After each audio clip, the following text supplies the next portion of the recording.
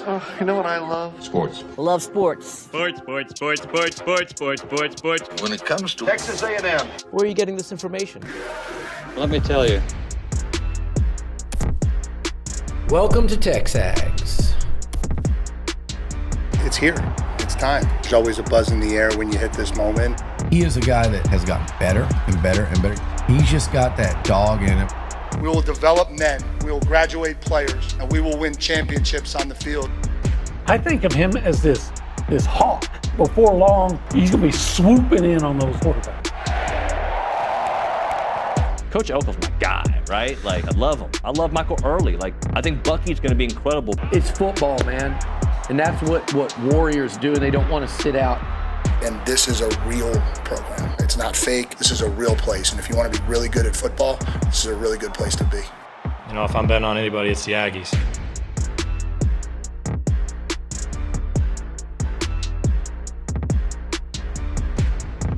Buchanan. Nuño, 9-0. And pretty soon, David Tenyo. Tenyo, okay. That's what I want. That's what I want. Tenyo. All right. Yeah. Somebody else came up with that one. Okay. And then I don't know about 11 and 12. Well, that'll be Ella. Yeah. 11 hours. Anyway. You look a lot like Ella. Hey, I do. So I knew this fact, but hearing it on Ask Liucci yesterday just kind of put it into perspective. 35 days between home games, 5 weeks. Okay. Long time. It's a very long time. Do you remember what the last home game was? It was. It feels like a lifetime ago. It was not Florida. It was. I think. It was Florida. I'm pretty sure it was Florida. Okay, it was Florida then. Yeah. Le'Veon's last Florida. game. Oh, yeah, that's right. Yeah, it was. Doesn't that feel like a lifetime ago? A lifetime? Okay. A football season ago? It's, you know what? 5 games ago? A month ago. Games ago? Yeah, a month ago. Anyway, I think it could be electric. The question on Ask Liucci, which I feel like, and maybe somebody can correct me, maybe Nigel can do some research. When I was in college, I feel like the games were more often at 11 than at night. Am I right about that? I feel like I remember being like waking up and like I had to rush to Kyle Field. Well, when were you in college? The mid-90s. Okay, they were pretty good. Yeah. Probably because, let's face it, Southwest Conference football, games on Raycom. Yeah. The Raycom Sports Network. They probably weren't the draw that they are now. Yeah, so that question, is it the biggest 11 a.m. game in A&M history? Probably not. No. I'm sure there were some others, but I think it's going to be quite electric for those students. I think it'll be quite electric for all the fans to get there. Well, it should be because, look, I mean, how often are you 9-0? And it's still a conference game, and it's first time, like you just said, first time back. And it's the last real game at Kyle Field probably this year. And probably the last real game because I'm thinking first round bye. And the home of the real 12th man OB. And that's for Shane Beamer. I'm not going to let it go. I'm not going to let it go. We're home of the real 12th man. By the way, I think it's 60-40 split on that commentary. I think some people are on my side on it. I'm sure they are. You know what? I got Texas fans attacking me and even a few Ohio State fans on X or Twitter, whatever you want to call it, because they don't like my Heisman rankings, and they say, I'm just a big homer for. And I'd be glad. God forbid that he's a homer. Have you looked at the rest of the college football media? They're all homers. But I'm not. I don't base that. Now, I will say this. I've said it 100 times. If all things are equal, I'm going to take the Aggie. Yeah. But the way I break it down, I still think Marcel should be the leader right now. Again, he has the Heisman moments. Some guys may have more yards passing, but some guys have maybe more yards rushing, like Haynes King does. But if you put in total offense, he has more than most in fewer games. He's played one fewer game than Fernando Mendoza, and he hadn't played Indiana State. Yeah. I don't know if you saw this on Twitter, maybe a week ago, maybe it was 2 weeks ago, somebody posted Arch's stats compared to Marcel, and it was fake. Was it fake? Well, it wasn't fake. I think it was not counting the Missouri Yeah, it was game. like before they updated Oh, Marcel's I heard about page. that. Yeah. And then, wait, by the way, so that would include games against Sam Houston and San Jose State. San Jose State, yep. And who's the other UTEP? The UTEP two-step. Tim Hardaway. Yeah. Yeah, you know what? I'm going to get on this rant here. Rant. So I've seen Texas fans talking about A&M's schedule being so easy. And I know they got a big game coming up against Georgia. I'm like, well, wait a minute. All right. Okay, yeah, you played Ohio State. A&M played Notre Dame on the road, both on the road. A&M won. You lost. Maybe Ohio State's better than Notre Dame, but I don't think you look at playing a top 10 team and say, okay, that's almost like a push to me. All right. You played Florida and lost. A&M played Florida and blew them out. Yeah. You played Mississippi State and went into overtime. A&M played Mississippi State and blew them out. Yep. You played Vanderbilt and won at home. A&M played Missouri, which was 1 yard, literally 1 yard away from Beating Vandy. beating or at least tying Vandy. So they're really, let's be honest, there's not much difference between the two. A&M blew them out on the road. Yep. And yes, you beat Oklahoma. That's a good win. It is a good win. But you know what? A&M beat Auburn. Yeah, and yes, Oklahoma did beat Auburn, but they had to cheat to do it. Yeah. Obi, I've actually talked to a Texas fan about this, and I think the reason they like to bring this up is because how much Aggies brought up their schedule last year. Okay. All right. But my response to that was, sorry, guy, it's true. The schedule last year, before the season, was easy, and during the season was easy. And then you earned it when it mattered against A&M. You played Georgia very tight in the SEC championship game and won a couple playoff games. You got credit for that, too. We call it the way we see it when we see it. And by the way, the A&M schedule, look, you're right. They haven't played Ole Miss. They haven't played Alabama. They haven't played Georgia. Thank you. I like our chances against them. But they played Missouri, which, pushed, that was a 3-point game. To Bama, yep. With Alabama. Yeah, but you did it against the backup quarterback. So we celebrate Indiana beating a backup quarterback, but not A&M? You know what also irritates me about, I'm mad at that dipstick that just had to, just got removed from the committee. Yeah, Billy calls him Mac Rodez. What a buffoon. And that's this guy is the kind of guy, and it was this Nimrod is in charge of all this stuff. It just goes to show how ridiculous these committees are. But anyway, remember this Nimrod was saying, well, Missouri had a backup quarterback, right? They had a backup quarterback when your committee ranked them number 22, knowing that they had a backup quarterback because that backup quarterback had played. That's right. You committee, Yurachek, Ivan Mazel, all of you ranked Missouri number 22 with that quarterback, knowing that was their quarterback, and only when they lost did it become an issue. Oh, talk about hypocrites speaking out of both sides of their mouths. Hey, and I'd punch you. I don't think you would. I wouldn't. Yeah, that looked very much like what does that look like? Like somebody on it? No. Somebody on like a Mike Tyson, like an old United Airlines flight. Remember when they were beating people up all the time? That's good times. Hey, I don't like the punch down. Okay, it's not a good look.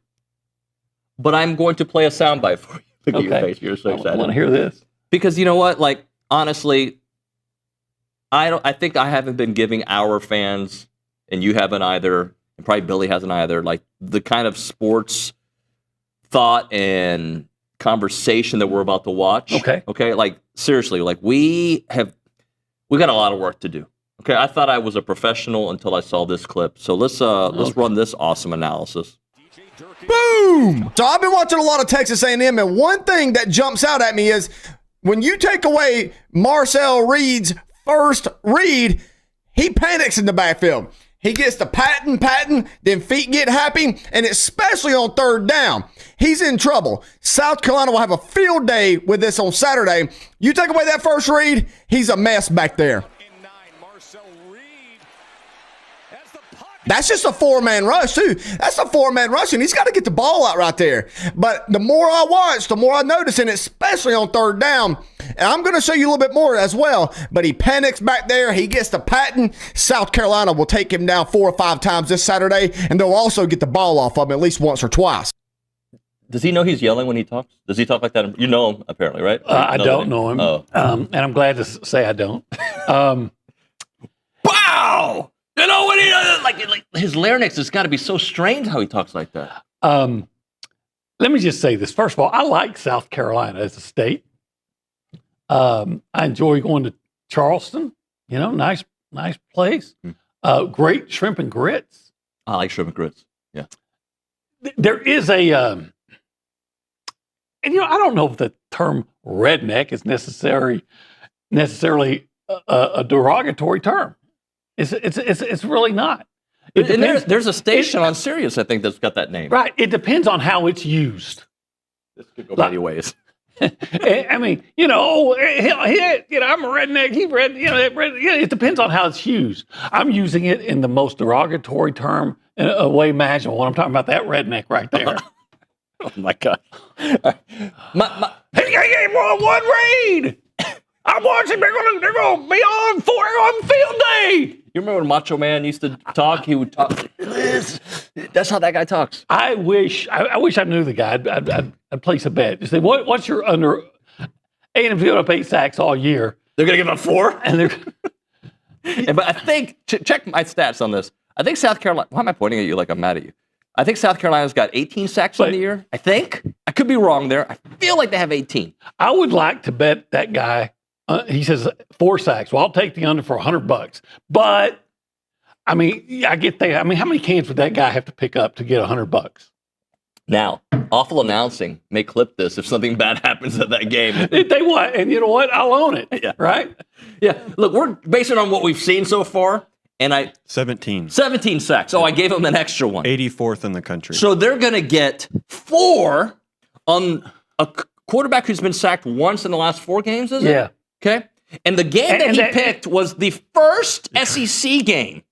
That was I was looking at Auburn, right? Yeah.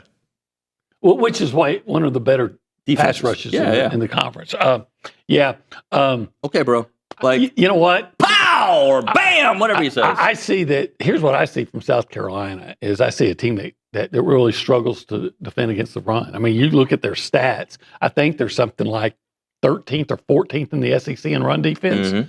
So nothing's ever assured. We understand that. Just because you didn't stop the run against Team A doesn't mean you will against Team B. All that said, I expect Marcel Reed and the Texas A&M offense to have a field day against South Carolina. I think they're going to run up and down those Gamecocks. Gets the patting. We're going to pat that man. I was going to say I was going to say the A word, but I tried to not. Anyway, what are the chances one day somebody comes and confronts us in the press box? I hope so. I wish they because would. you invite them. No, I wouldn't. I'm now all gratitude. All I do is thank people. That's what I do. Thank you for your commentary. Yeah, you know, if someone confronted me, I'd probably say, well, like if this guy, Cam Smith came and said, I didn't like the way you talked about You're probably me. right. Yeah. And I'd say, well, if I offended you, let me tell you, and you want an apology, I would say, listen, I did call you a redneck. Okay. What I did not say, but let's be clear, I didn't call you an idiot or a buffoon or an inbred derelict. And for that, I am truly sorry. For not telling the truth? No, so I'm very He's probably sorry. a very nice guy. We shouldn't punch down. He's probably a very nice guy. He got super excited. He wants to trend on Twitter. We're just patting. We're just having fun. Patting. We're just having fun with you, just like you are. Don't take it too seriously. Don't get your feelings hurt when they're running up and down the field having a field day. Woo! Howard D. He's from Florida, right? You see, I like Darius Rucker. Big South Carolina, big Gamecocks fan. Yeah. And my good friend Shane Beamer. By the way, I think you're going to break the tape. I'm trying to think of who else I know from South Carolina that I like. Alyssa Lang. Is she from South Carolina? She went to South Carolina. Okay. And she's going to be on the show later Senator today. Tim Scott. Oh, big fan. I like big him. fan. Yeah. Big fan. It's now time to run our mouths. Brought to you by the Brazos Running Company with 3 things we want to see. Your local Aggie-owned specialty running store where you can find Brooks on Hoka Shoes, located at Century Square below the Star Cinema Grill in College Station. ¿Qué quieres ver? All right, 3 things I want to see. First of all, I want to see that Heisman Trophy contender, Marcel Reed, have a field day against South Carolina. I want to see that A&M pass rush, led by Cassius Howe. Yeah, Cash. I want to see them have a field day against those South Carolina and actually get Lenore Sellers on the field. I don't want Lenore Sellers to have a field day. And I want to see Reuben Owens, who suddenly looks like a guy that has a legitimate shot to rush for 1,000 yards. Yeah, and I think he can make it if he has a field day against that South Carolina run defense. What do you want to see? By the way, when we do 1775, just be prepared for Cam Smith to make an appearance. I'm just telling you it's coming. Be mentally prepared, like drink some water, get your throat ready, because it's coming. Lenore Sellers gang tackled to the ground, and they're not trying to tackle high. Okay. They're not. They're going low. When they go high, we go low, or whatever. You know what I mean? Anyway, we're going low on Sellers. Marcel, I'm not asking for a lot. Well, it's best to sell low. Correct. Marcel, No, sell high and buy low. or just hold. Marcel Reed, 225 in the air. Okay. And 60 plus on the ground. Okay. I think you're going to see more than that, but okay. Yeah, just as a minimum. Yeah, that's as far as going. Okay. And then, you know what I'd like to see? What? Defensive turnovers. I'd like to see some interceptions personally. Yeah, because I love interceptions. How many interceptions do they have this year? Like 2? 2. Yeah, like that's got to change. Scooby once against Notre Dame. Notre Dame, yeah. And then I think it was Damian Sanford. Sanford, yeah.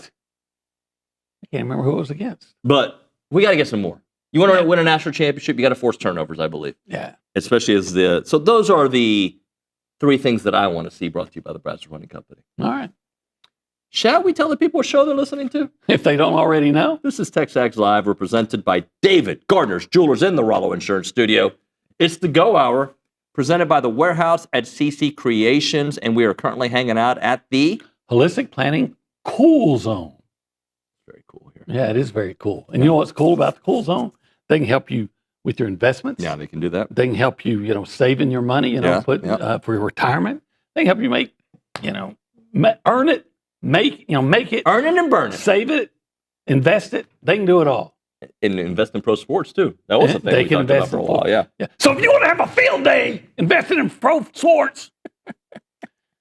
And you can call us on the Buppy's Catering and Bartending hotline, 979. 693-1150. This is a good Friday. We go around the room. We say hi to everybody. Left to right, behind the glass is Nick Savage. Nick, good morning. Howdy, good morning, y'all. Hey, buddy. Hey, I guess I'm just going on this streak of score predictions. Again, I know that's not what y'all paid me for, but I'm going to do it anyway. Feeling pretty confident about this one. I don't know if South Carolina will even score 17, but I'm going to give them 17. I'm feeling, my heart's telling me 42-17 A&M. Very comfortable game, and it's going to be a fun 11 a.m. game. We get to enjoy the nightcap, so looking forward to it. I struggle with that, OB, because I feel like this game, that spread is so big. We'll talk about it when we do Pick 6, that I don't know. I don't know what to expect. But they've beaten everybody. Well, it seems like they, like Nick said, it seems like they give 17 points up. Mm-hmm. That happens, okay. But then they're typically in the high 30s to low 40s. So I don't know why that'd be. Hey, listen, I got to admit, with all the jokes, I do kind of feel bad about calling the guy inbred. I shouldn't have done that. I mean, the buffoon part I'll own, but I shouldn't have said the other part. It's all right. Hey, we're family. Yeah, still buffoon. Let's go to the Angry Elephant News and Social Center. Not a buffoon. Reese Niger. Good morning. How are y'all? I'm good. I actually saw one of his videos last night about Will Lee. Was it good or bad? No. He said Will Lee better ice up because South Carolina is going to cook him tomorrow. So, I mean, look, I've never seen this guy's work. He might be very I don't even know if he's got followers, so I probably shouldn't even be picking on him. I don't know. But is this his thing? We should probably do some research. Like maybe every week he's got these outlandish. Like what was he saying before? Was it the Ole Miss game they lost by? There was one game they got their butts kicked at home. Who was that? It was early. I don't remember. But Vanderbilt. Vanderbilt beat them like a drum. This guy's got 2,000 followers. Just curb stomping. Well, you know, we shouldn't. We got to punch up, OB. We're the big dogs in the house. And who let the dogs out? I did just yesterday. I went over to the day before yesterday. Okay. I think the day before yesterday, I went over to Liucci's house to let the dog out. Yesterday, I went over there to kill a rat. Is he living bright? Never mind. No. Anyway, go ahead. We named the rat Camp Smith. You remember the rapper The Brat? No. Okay, go ahead. Well, speaking of punching, Buckyball is looking to bounce back after a blowout loss to Oklahoma State as A&M returns to Reed Arena to face off against the 2-1 UCF Knights tonight at 7 p.m. Both teams looking for their first win against a Power 4 opponent this season. UCF lost at home to Vanderbilt 103-93 earlier in the month. Didn't they beat A&M last year? They did. Yeah. They stormed the court too. They stormed the court. They did. Sorry, I'm reading some of these comments on the YouTube page, and I gotta stay present in the moment. But. Okay, so hold on. It turns out we got more information. He's more of a TikToker. 191,000 followers on TikTok. 191,000. Dude, that guy's doing it. Then. He's got the formula down. Gosh, just OB TikTok page. Yeah, like do it. I don't know much about TikTok, but apparently this guy's having a field day on TikTok. You're gonna need like a throat thing. What's it called? Lozenger? Yeah, that thing. Lozenger. Let's do one more. Bucky McMillan and his staff officially landed 2 top 50 players in the class of 2026 in Josh Irving and Nico Mundi on Thursday. Irving, the California native, verbally committed to A&M in October over Kentucky and Louisville. Nice. Mundi from Washington, D.C. committed to the Aggies back in September, choosing A&M over Texas, USC, and Auburn. Good stuff there, Reese. Appreciate you. All right, OB. Yeah. Today, you're going to lunch. I am. I am going to lunch. You're gonna have a hype man go with you to this lunch, okay? Oh, who would that be? He's a TikToker with 190,000 followers. Come on, Cam. Come on down. Right. We'll build bridges. Yeah. But he has got to do the advertisement for 1775. Well, I'll tell you what. If you want some good Texas barbecue, place to go. I mean, you don't have a barbecue like that in South Carolina, but you go down and get some good Texas barbecue. You go down to 1775. Man, they got that. What's that word? Succulent, brisket, and they got some of that pork and that sausage with jalapenos and cheese in it, and they got some turkey, and they might even have some chicken because we like to eat those Gamecocks up there. They got some that pulled pork. Now we know all about that, and they got the pork ribs. So, and I heard something about this queso mac and cheese. Man, I go down there with that queso mac and cheese. I get a field day eating that. So I'm going to go down there to 1775. Olin Buchanan is going today, and he's going by himself. I ought to join him because nobody, even Plansky, won't go with him. The best part about this is you go in and out of character from regular Olin Buchanan to Camp Smith. 979-69. No, that's the phone number. Texas, I don't even know the number. 979-492-6241. East Texas and South Carolina. It's not that. They're a lot of way geographically a long way apart. They're pretty similar. Yeah. 1775txbbq.com. It's good.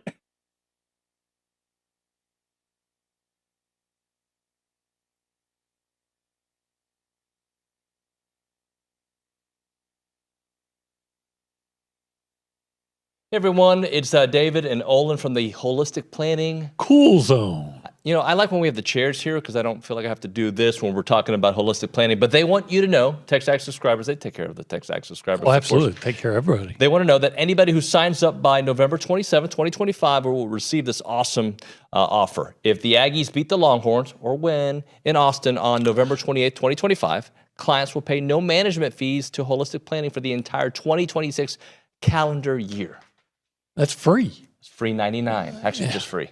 All you got to do is beat Texas. Well, it's not if they beat Texas. It's when they beat Texas. When. And when you go to holisticplanning.com, you're going to love Holistic Planning. So it is holisticplanning.com. Check out the website and take advantage of this awesome offer.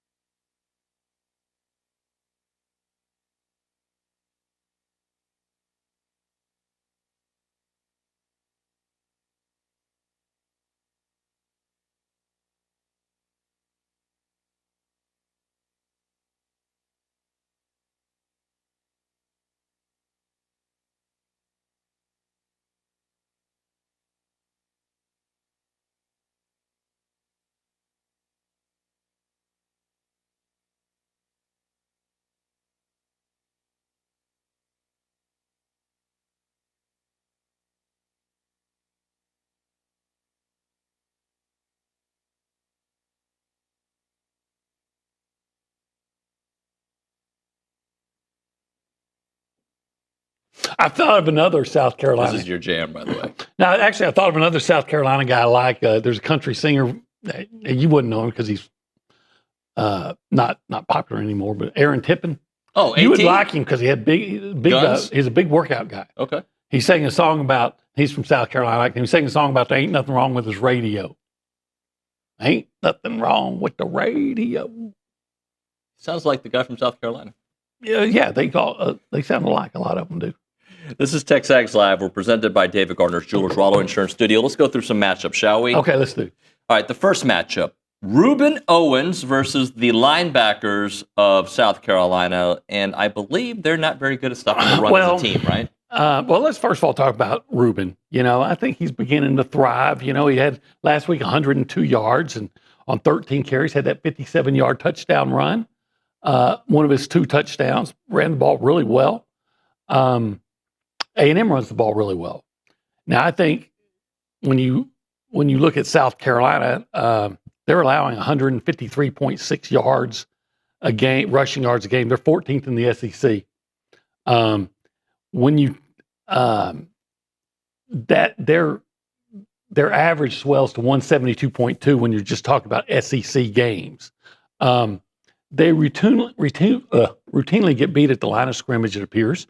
So I think that puts more stress and more puts more pressure on their linebackers, Fred J.R. Johnson and Justin.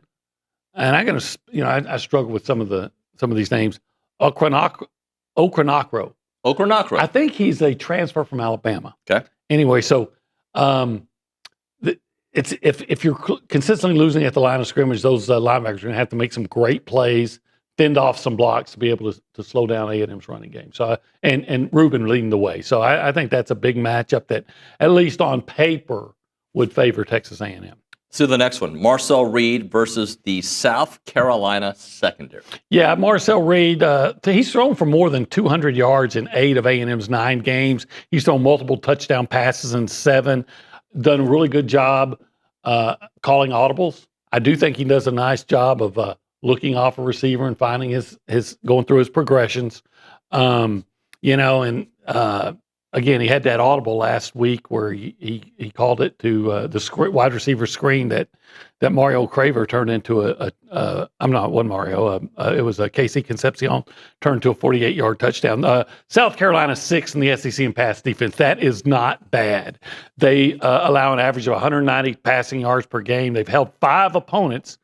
Listen to this. They've held 5 opponents to fewer than 200 yards passing, and that includes Ole Miss. Now, you might say, well, that's because teams are content to run. Right. But the bottom line is teams aren't throwing a lot on them. They've allowed just 10 touchdown passes, and they've got 9 interceptions. Gerald Kilgore and Peyton Williams both have 2 picks, so they lead the way. So they also have broken up 25 passes. So, that's a pretty interesting matchup. We'll see how Marcel can do against that secondary. Yes, sir. And let's do one more, shall we? Well, the other one's obvious. The Lenore Sellers. Yeah. The A&M pass rush, the most sacks in the country for a team with 8 games, 34, going against Lenore Sellers, who's going to be protected by protected by an offensive line that has given up 34. Now, I said that protected like I'm questioning where they're protecting. Well, last year they didn't. It didn't matter. Right. Because the Aggies could not get Lenore Sellers on the ground. He threw for 244 yards. I think he ran for like 106 or something like that. So A&M's pass rush, Cassius Howell, Dayon Hayes, DJ Hicks, guys coming on the blitz, getting there is not enough. They're going to have to get Lenore Sellers on the ground because he's very good at making plays off schedule or, rushing, finding a guy, scrambling or finding a guy open. So, you can't have a repeat of last year, or you may have a repeat of last year, and then Cam Smith will be right, and they'll be making fun of us on. They're probably going to make fun of us. Yeah, anyway. they will. It's okay. That's all right. Just do it to my face. All right, let's talk a little duck camp, buddy. Okay. What are you wearing? Duck camp. Whack. Duck camp shirt. Here's a question for you. Yeah. How many duck camp shirts a week do you think you wear? Oh, I probably wear duck camp at least twice a week. Yeah, me too. In fact, probably 3 times because I have a duck camp shirt, that long sleeve kind of rain repellent. Yeah. That I wear with these black jeans because the first time I wore it, the Aggies won. So I've worn it every game. Yeah. And I'll be wearing it again tomorrow. Well, and I think the reason, I mean, first off, I like the clothing. I really do. Yeah. Right. But this weather right now is perfect for duck camp, right? Because if you want to wear long sleeves, great. If you want to be cool in the heat, you can wear the same gear as well. Go hunting, you can go do anything with it, right? So if you want to go a little league game, whatever, and you can go to wear it to Kyle Field. The lightweight brush shirt, overshirt, durable, sharp, and made for the perfect crossover from the field to drinks to the fire. Check it out at duckcamp.com. Built for the outdoors, designed for everything else, and use the code TexAgs25 for 25% off your order.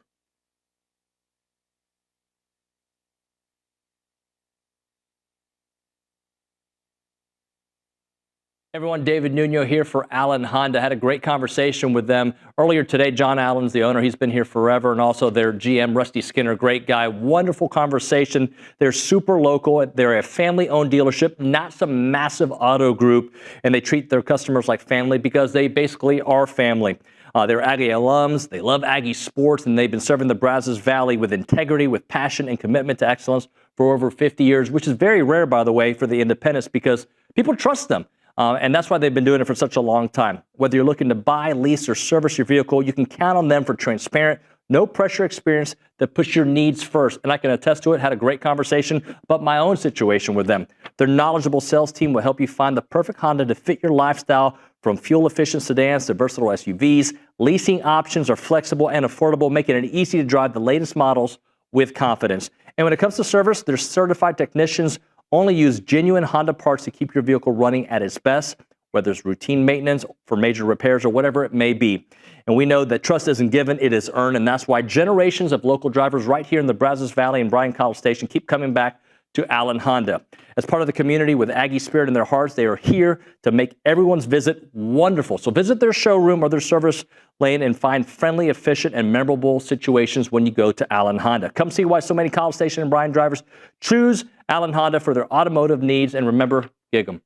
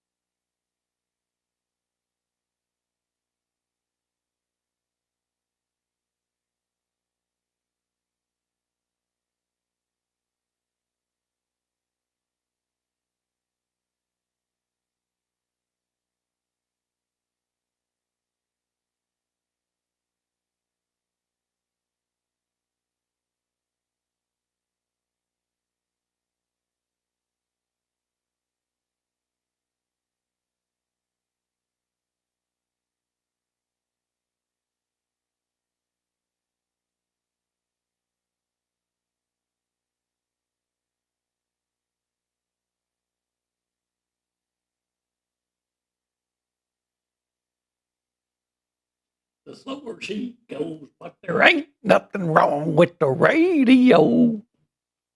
Cam Smith singing here on TexAgs Live, presented by David Gardner's Jewelers. Rollins shirt. Hey, by the way, Riley, amazing job getting the song. Emily, great job as well. Like, this is we got a good team here. We do. Riley does an outstanding job. She actually listens to the show.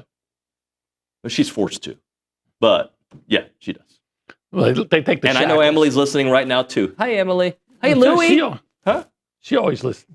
Yeah, she always listens. Yeah, we're just a big happy family. Well, so was that Emily that was responsible for getting there and tipping on there? I believe it was Riley. Okay. I'm going to go on this particular one, Riley. All right. Okay.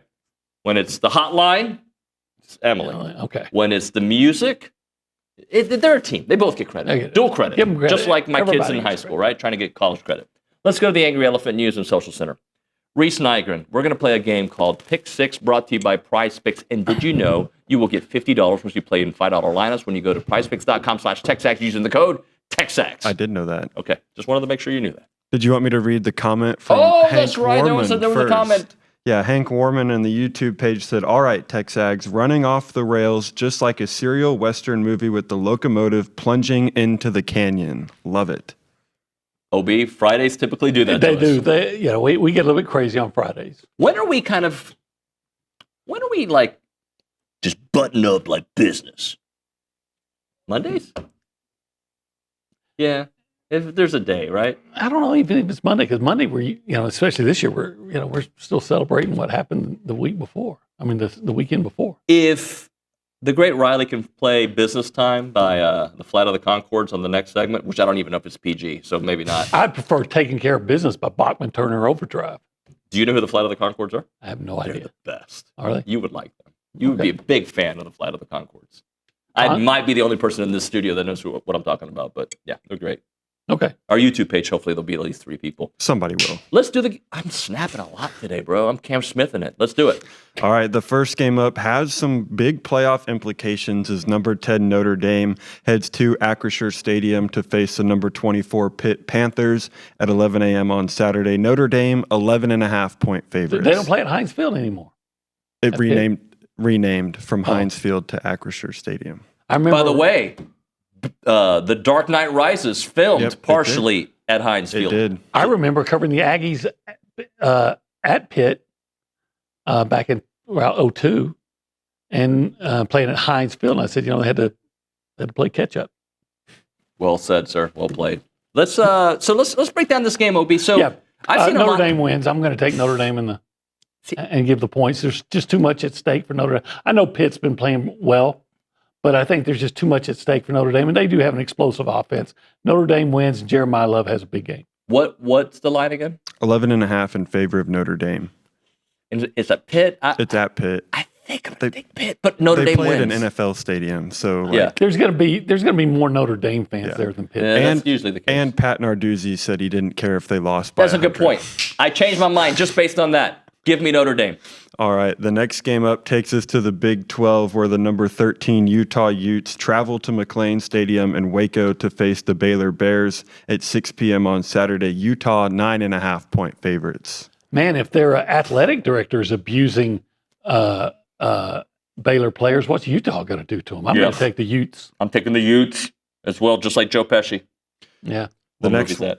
My cousin Vinny, the two Utes. The two Utes. The two Utes. Again, we've got a lot of these inside jokes that 9 people get. Did you see the YouTube page? People are talking about the Flight of the Conchords. I have not looked at the YouTube page. You got to multitask and have many tabs open. Okay. I have multiple tabs open, but right now I'm focused on the pick 6. You're in the moment. Yep. The next. He shaved. I did. I didn't recognize you. I was before last week's show. You haven't grown hair since 2 weeks? No, I've shaved. Again? Yeah. Okay. 3 times since then. Oh, so you're a grown man is what you're telling us. Kind of. Yeah.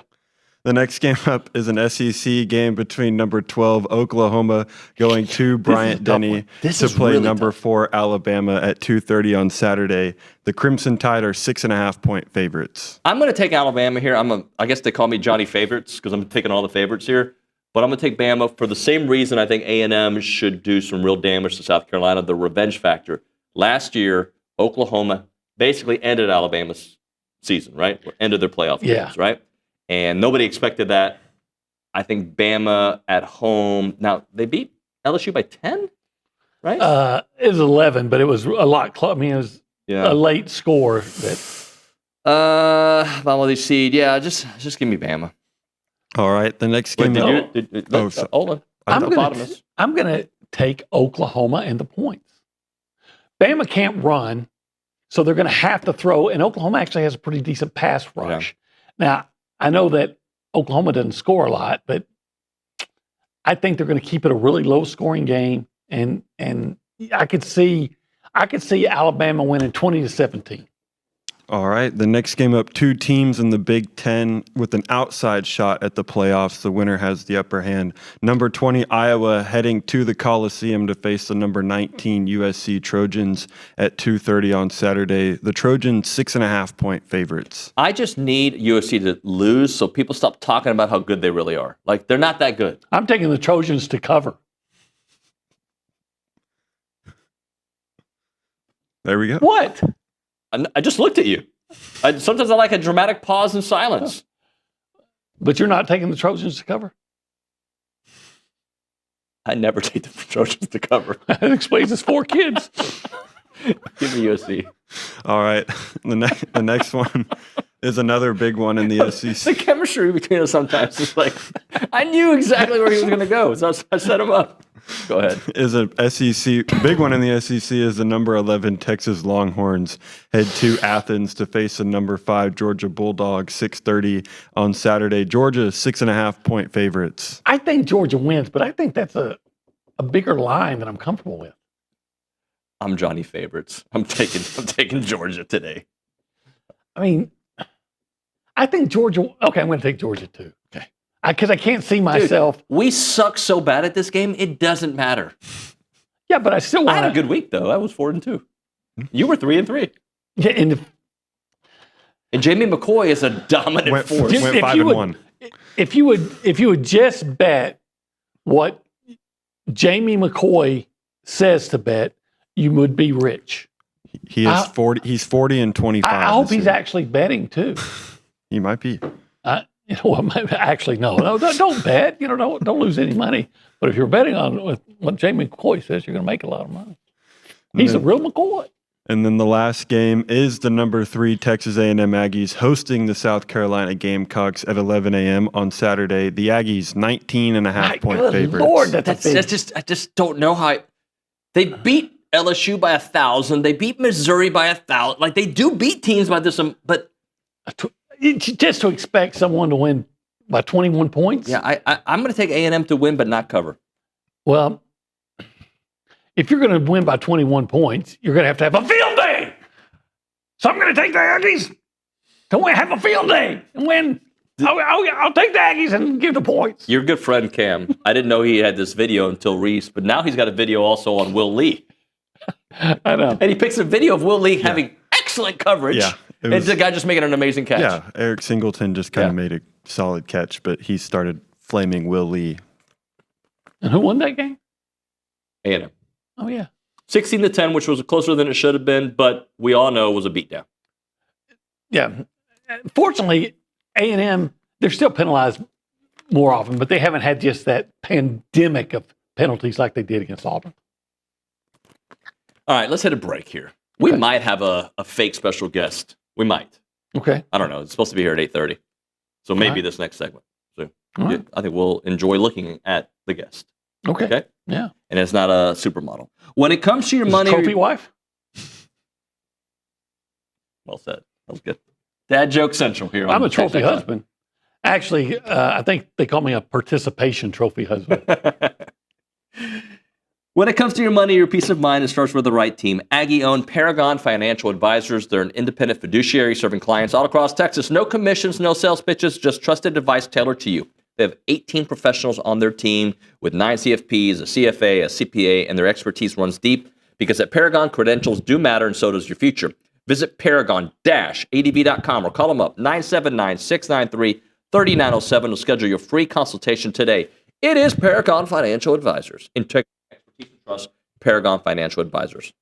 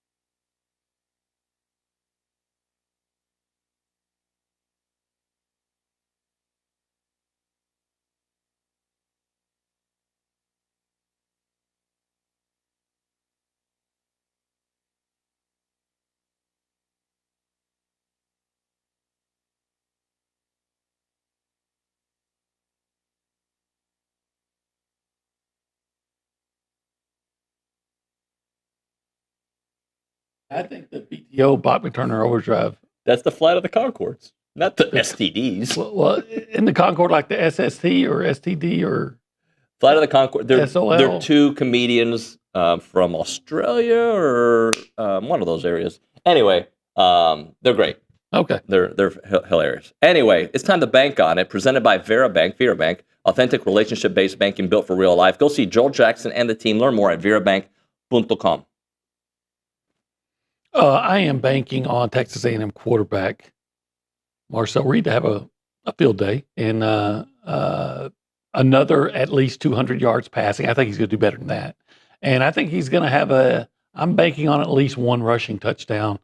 That's not going to be like 1 or 2 yards. I think he's going to have a long run for a rushing touchdown. I'm going with Reuben Owens. Another 100-yard game. South Carolina 14th in the SEC stopping the run. Reuben Owens, as you mentioned earlier, he has been on one, so I think that's going to continue. And I think a bonus is that I think that this time the Aggies will sack Lenore Sellers at least 3 times. By the way, they're from New Zealand, not Australia. Well, that's kind of like in the same they got general area. Similar voice. Yeah. They're on Earth. I think they're kind of got a rivalry between they get mad when you do that, Australians and New Zealand. Kiwis, isn't that what they call themselves? New Zealanders? I don't know. Kiwis? I know Nigel knows. No clue, do you? They probably I have no idea what New Zealanders call themselves. They probably feel the same way about Australians and New Zealanders, kind of the same way like LaGrange and Smithville. Yeah. What do you have for us here to close out the hour? Yeah, Ace Man said, Peter Burns said we should be rooting for Notre Dame in this game. I disagree. I want them out of the playoff. I don't really care anymore. I don't care. Like, I think A&M has reached the point that it doesn't matter. They're going to argue about the win being a good win or a bad win. Just win games, it don't matter. My voice went really low there, or high. Hi. Yeah. I don't care. Notre Dame doesn't scare me. I was talking to my sister-in-law last night. You know, she's a big Notre Dame fan. And she said, yeah, we think, what if we got to play each other again? I said, well, then, Aggies will kick your ass again. Some national guest host, it wasn't on this show, said we wanted no part of Notre Dame again because Notre Dame's improved so much. And A&M hasn't? Yeah, they looked really good in that game against, who was it that they had a little bit of struggle with late, about 2 or 3 weeks ago? Yeah. Boston College. Yeah, Boston BC, College. the Bill O'Briens. Yeah. But, hey, I don't care what happens in the Notre Dame game. I really don't. If they lose to Pitt, which they could. Yeah. Actually, I want Notre Dame to win, I guess, since I picked them. Yeah, I don't care. No, it's the first time in a while that no team scares me. That does not mean that I am not. Respect all, fear none. Yeah, there you go. That's the line right there. Look, Ohio State, of course, they're not their resume, their history, their reputation. They're right? a great program. Right? Indiana, I watched them. I'm impressed. Super impressed. I wasn't so impressed last year. Maybe it's because it's been 2 years in a row of them doing it, but I'm impressed when I watched them play. But nobody there's not like this Alabama factor where I'm like in the, that's, you know what I mean. Well, you feel like you got to play a perfect game to be able to beat them. Correct. I don't believe that. You can't play stupid. Can't have, dumb penalties. Can't turn the ball over, but that's against anybody in the SEC. Just about. Obie, thank you, sir. Yep. When we come back here on TexAgs Live, we will chat with SEC Mike. He's probably got A&M, I don't know, going 12-0 now? He's got to win it. Okay, thank you. So now we got to be scared. We got to be scared. He's picking us to win. It's TexAgs Live.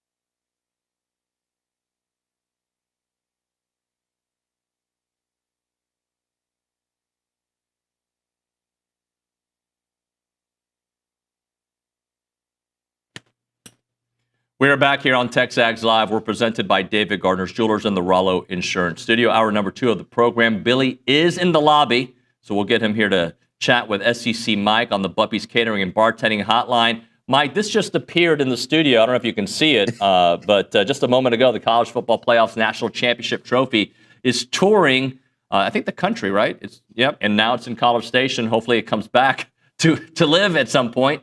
What's going on, man? Oh, no, I saw them putting that in. I thought, man, you bringing that in just for me? That's pretty awesome right there. A championship yell leader in SEC, Mike. We can talk about that here in a minute. Let me just read this. It's made of 24-karat gold bronze. Trophy itself is 25 pounds with a base of 65 pounds. Travels to games where one or more teams has a chance of winning it all. So thank you guys for bringing this very much. All right, SEC, Mike, talk to me about the whole yell leader experience. How was that? Oh, that had to have been one of the worst moments in that SEC podcast history where, of course, I foolishly picked A&M to fall in a trap game last week. And, man, I could have been more wrong, but we promised the audience, hey, if we're wrong, we'll do the yell leader dance. And I think Shane was far more nervous than I was. I gave it my all, David. I dressed in white. I had my Aggie towel. Like I said, I gave it my all. The biggest issue, for anybody that's seen the video, is my dog would just, anytime you're doing activities in the living room, the dog thinks you're playing with him. So he was trying to play with me while I was doing it. So that was the biggest obstacle for me. But I enjoyed looking like a fool because I am more often than not.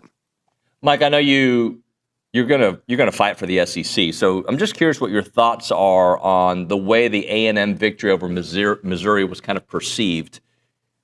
It was a lot of, this is the backup quarterback. This wasn't the real Missouri, and I keep bringing up Indiana as my example because Indiana did something similar against the backup quarterback and was celebrated. And it was a beautiful moment for Indiana, no doubt, in Fernando Mendoza. But I'm just curious, like the perception of one win versus the other when they're trying to figure out who should be 1, 2, or 3. Yeah, and I think that's fair, David, because we all know that Indiana and even Ohio State may be the best team. I don't know. I would say A&M, of course, but you could make a good debate, I think, for Ohio State. Defending national champion hasn't lost a game either. So, and I get it, Indiana's got some of those credentials, but we all know Indiana wouldn't be undefeated if they played an SEC schedule or the Texas A&M schedule. I can guarantee you that. But, I think the one guy you really need to keep your eye on, maybe you guys should have him on at some point, but his name's Adam McClintock. He goes by CFB Professor, and he actually has the formula to what the committee actually uses. And based on the committee's strength of schedule, I know everybody's got a strength of schedule. Bill Connolly, ESPN, this, that, and the other. But Adam McClintock has got the strength of schedule the committee actually uses. And fair or not, Texas A&M's strength of schedule is far worse than Indiana's right now. So I think that's the biggest hurdle, and that's just the way it is. So when you look at the SEC and everybody says it's a down SEC because of what Florida turned into, Mississippi State is trending in the right direction, but they still only got one SEC win. Arkansas being a train wreck, all the coaches being fired, right? But I still look at part of the reason that those teams are struggling so much is because they play in the SEC. That if you put Auburn in a different conference, if you put, I don't want to say Arkansas, but Florida, for instance, if you put them in the Big Ten or you put them in the Big 12, we're talking about a completely different season. Am I way out of base on that? No, and I think you could even throw Arkansas in there. I mean, could have beat Ole Miss. They fumbled at the end. Memphis was a bad loss. They were within the 10-yard line to win. They fumbled. A&M, they lost by 3. Tennessee, I think they lost by 3. I mean, all these games are close, aside from they got destroyed by Notre Dame, which isn't it interesting, David? A&M doesn't get more credit for beating Notre Dame at Notre Dame. That's pretty interesting. But, hey, I don't know, these people that say that the SEC's down, I don't know where they're getting that from either, because we could be getting some real chaos in the conference, David, I'm picking against this, so I don't think this is going to happen. But it would not be a stretch for Oklahoma to beat Alabama and Texas to beat Georgia this week. I think we're going to have a real conversation about the Southeastern Conference getting 6 teams into the college football playoff if that happens, because I don't know who you can eliminate if they're all sitting here at 11-1 and 10-2. Billy, you're just walking in, but Mike was talking about maybe getting 6 teams in the college football playoffs, which is, it seems like it wouldn't happen. But then which other, is it the ACC that's out there kind of trying to figure out how they get in at all? Yeah, I mean, I think a lot of these teams or a lot of these other conferences will be one bid leagues. And yeah, I've heard scenarios where the ACC doesn't even get one in. So that, that's maybe a misnomer. People think, well, the ACC champion automatically gets in. Not necessarily. Not if they're ranked below the ACC champion and, let's say, Conference USA champion, then the ACC champion's out. So there's a reality in which Duke can win the ACC and they're not making the college football playoff. But would 6 happen realistically in the SEC? Probably not. And I'll tell you why. Because Vanderbilt, if they go 10-2, they've lost to Texas, they've lost to Alabama. Just on brands alone, they'll probably take Bama and Texas over Vanderbilt. But the fact that Vanderbilt's lost to those two, I think they would use as an excuse to kind of squeeze Vanderbilt. So the SEC would probably only get 5 in. But again, a 10-2 Vanderbilt, if we don't put them in the playoff, I think that would be just horrible.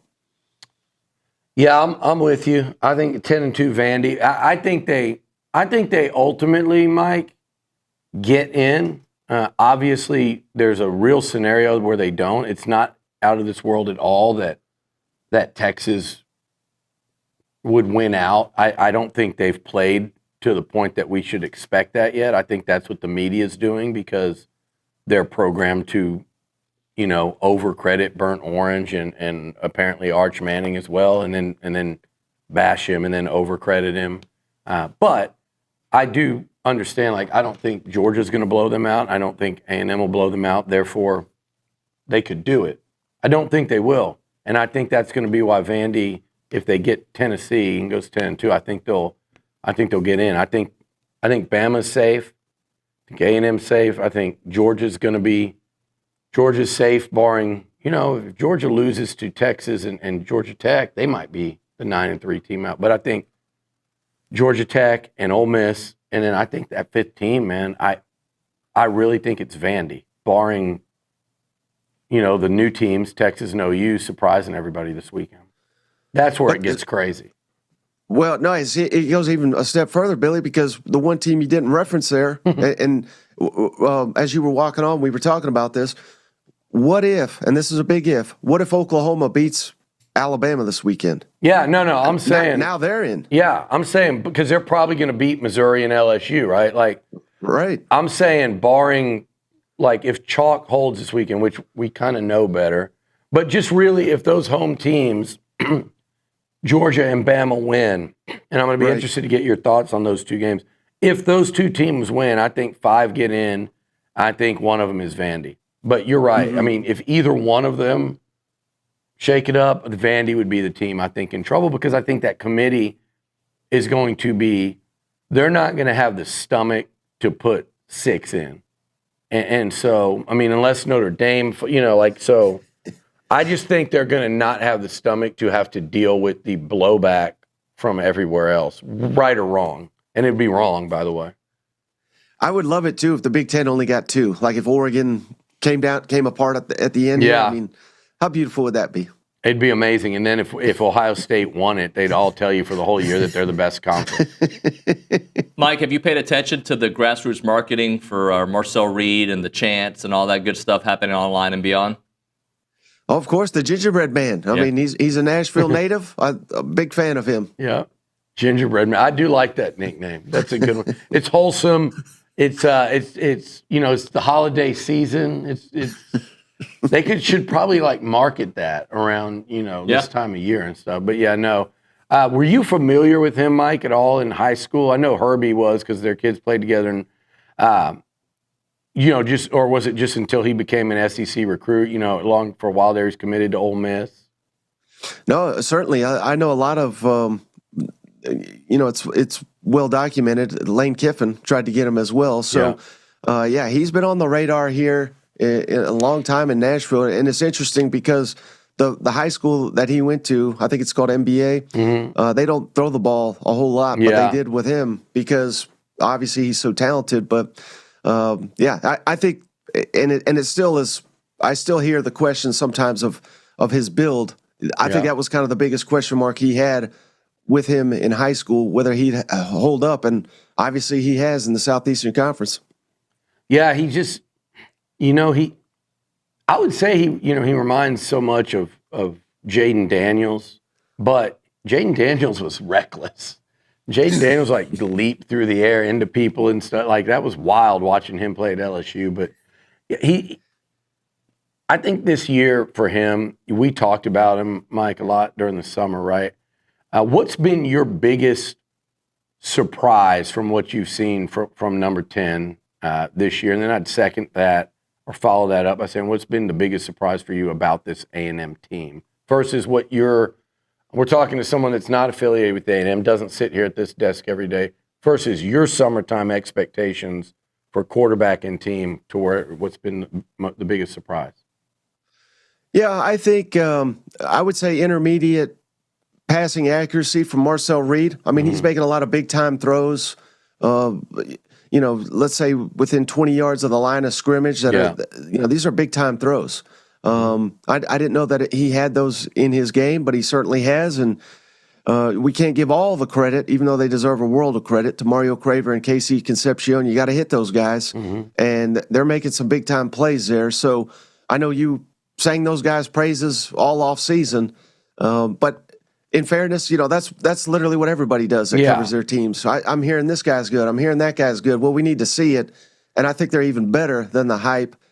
So that's one. But I would honestly say the biggest thing with Texas A&M, I just didn't think it would be very realistic to have 3 defensive linemen drafted in the high rounds of the NFL draft and then come in here and arguably be better on the defensive front. That's just a wonderful job by Coach Elko and his defensive staff. That still blows my mind as I sit here and say that out loud. It's funny. That was my biggest question, what you just said too. I mean, I knew they were going to be better getting to the quarterback. I knew that personnel and what Howell was about to do. I didn't know they would be that good at getting to the QB as they've been, right there at the top in college football. But that was it. I didn't think I was worried about that unit as a whole taking a significant step back. Just as a funny sidebar, guys, I was at practice one day this summer, and Marcel just lit it up. And then when I left, and I kept getting calls that night of people just saying how great he was at practice that day, and then moving on into the week. And even Elko told me, he's like, not bad for someone that can't throw, right? Because that was the whole narrative out there. And I think, honestly, if you go back as we sit here today, I think you asked people in that program, in that practice that week, he turned a corner. He was already progressing there, but it was just boom, okay, if he plays like that, this team might not lose to anybody. And people were telling me that. But it's always, like you said, Mike, it's well, that's practice, and that maybe it's a day, maybe it's a week. Can that carry over? Everybody says, if we can do this in games, they won't beat us. Well, that's exactly what they've been doing. Right, and I could give you even a similar example. I was hearing from Auburn people all off-season, man, this defense is looking elite. Yeah. Offense is not looking that good, but it's probably because this defense is so elite, which their defense is pretty good, but we all know by now it was maybe they looked even better because of how pathetic Auburn Hugh Freeze's offense is. You know what? Sad but true.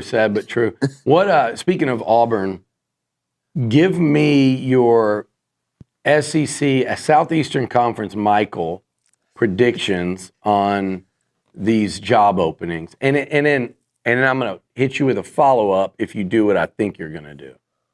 Okay. How do they get filled? I think Auburn is going to hire John Summerall. Mm-hmm. I think that would be a grand slam potentially for them. Yep.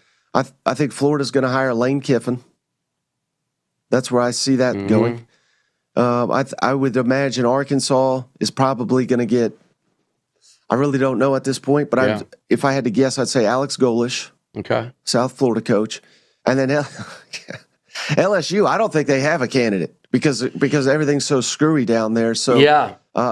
I give you a wild card. Again, is this really going to happen? Probably not. But the one I'm pulling for just for the drama, give me Lincoln Riley from Southern Cal. Oh, wow. You know what's funny about that is there was rumors, right, that Woodward was going to hire him back when they hired Kelly. And then Lincoln left for USC. It would be interesting if LSU hired him after, pushing Woodward out, and that would be a wild twist. Okay, so my follow-up was, because you did what I thought you were going to do, and I've heard a lot of the same stuff, is Lane in Florida, and I know that people in Oxford are they're almost like at their wits' end right now, it feels like, because they're going to go to the playoffs at 11-1 or 10-2, and their fan base right now is going, look, man, are you really? If you're doing this, it's kind of BS, because we got something real to play for here, especially this year of all years, right? It's so wide open.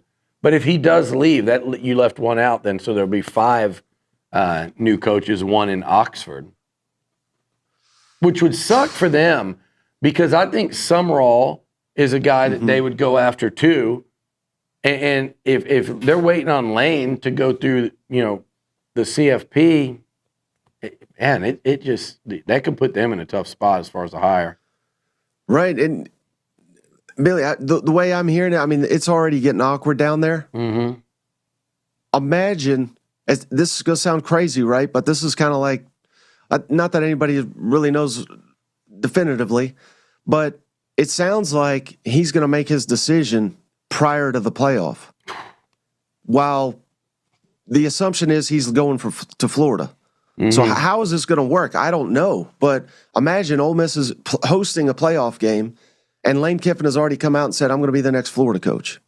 Yeah, are they going to sit there and allow him to coach? I mean, I almost think you have to, but I don't know. I think this could be unprecedented. We could have an active head coach in the playoff who's committed to joining another school here in a couple weeks. And only in that situation would that happen.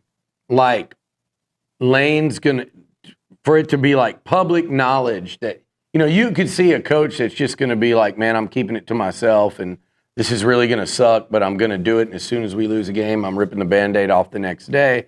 But only to me, with that situation of Lane and Oxford and Ole Miss, could that happen, where it's known he's going there, he still coaches, and then his crazy ass might just go and win. Right.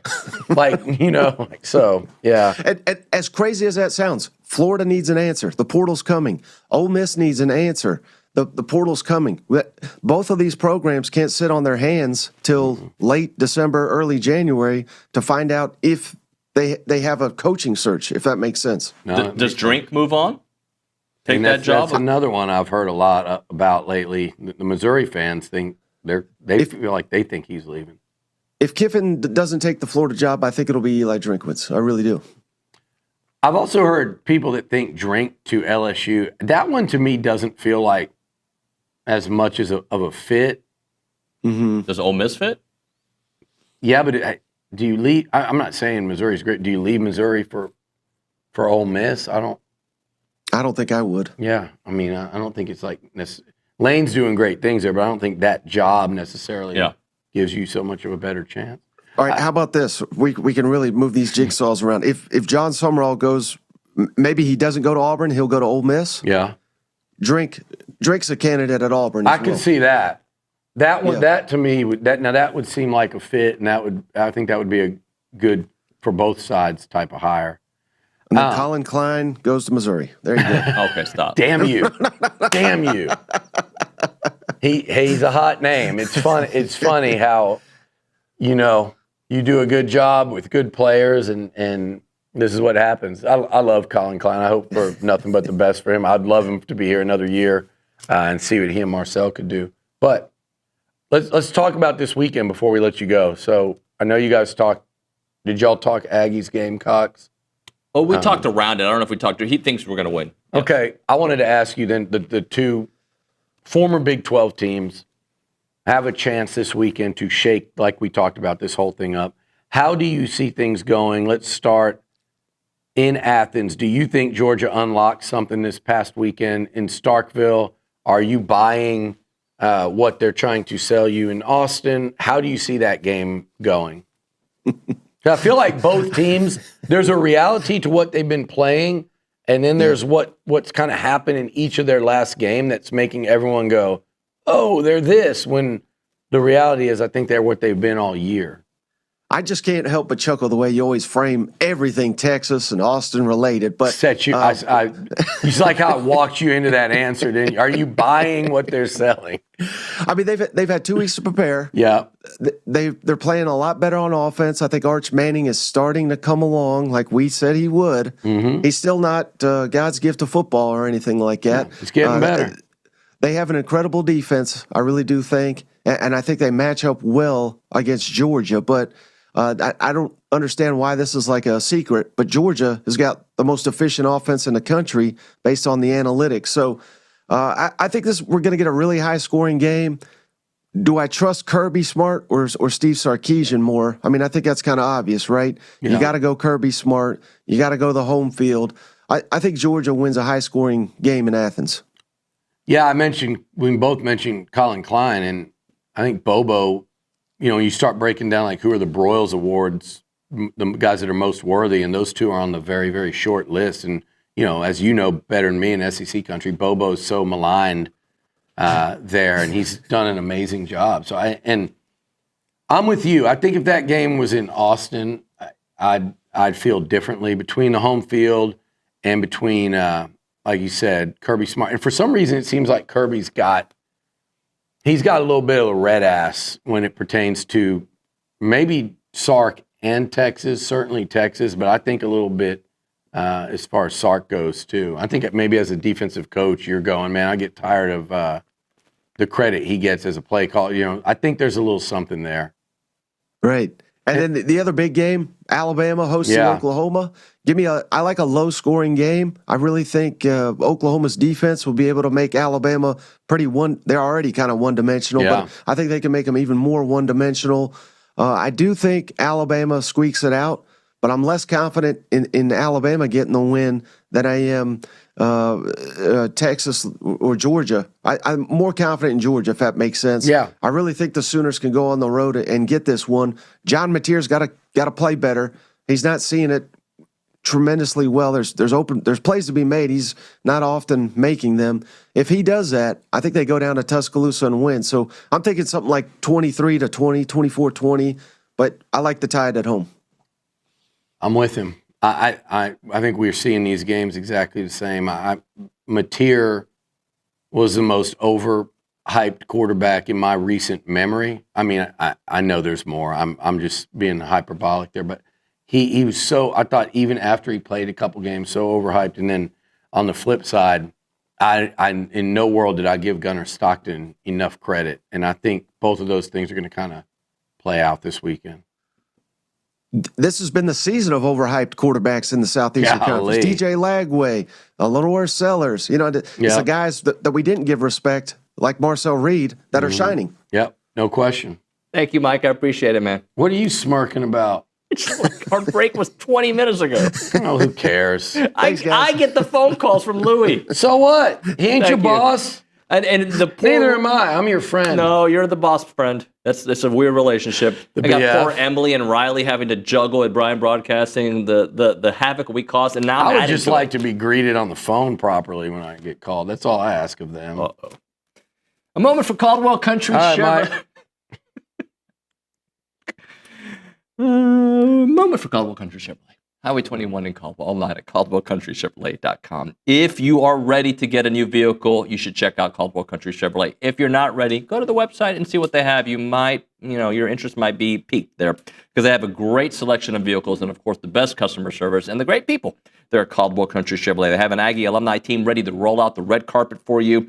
And every vehicle comes with your free oil change for life as long as you own that vehicle, and that's thousands of dollars in saving. Remember, it's about a 15-minute drive the edge of Bryan to the beginnings of Caldwell.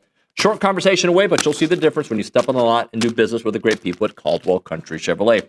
Highway 21 in Caldwell, online, CaldwellCountryChevrolet.com.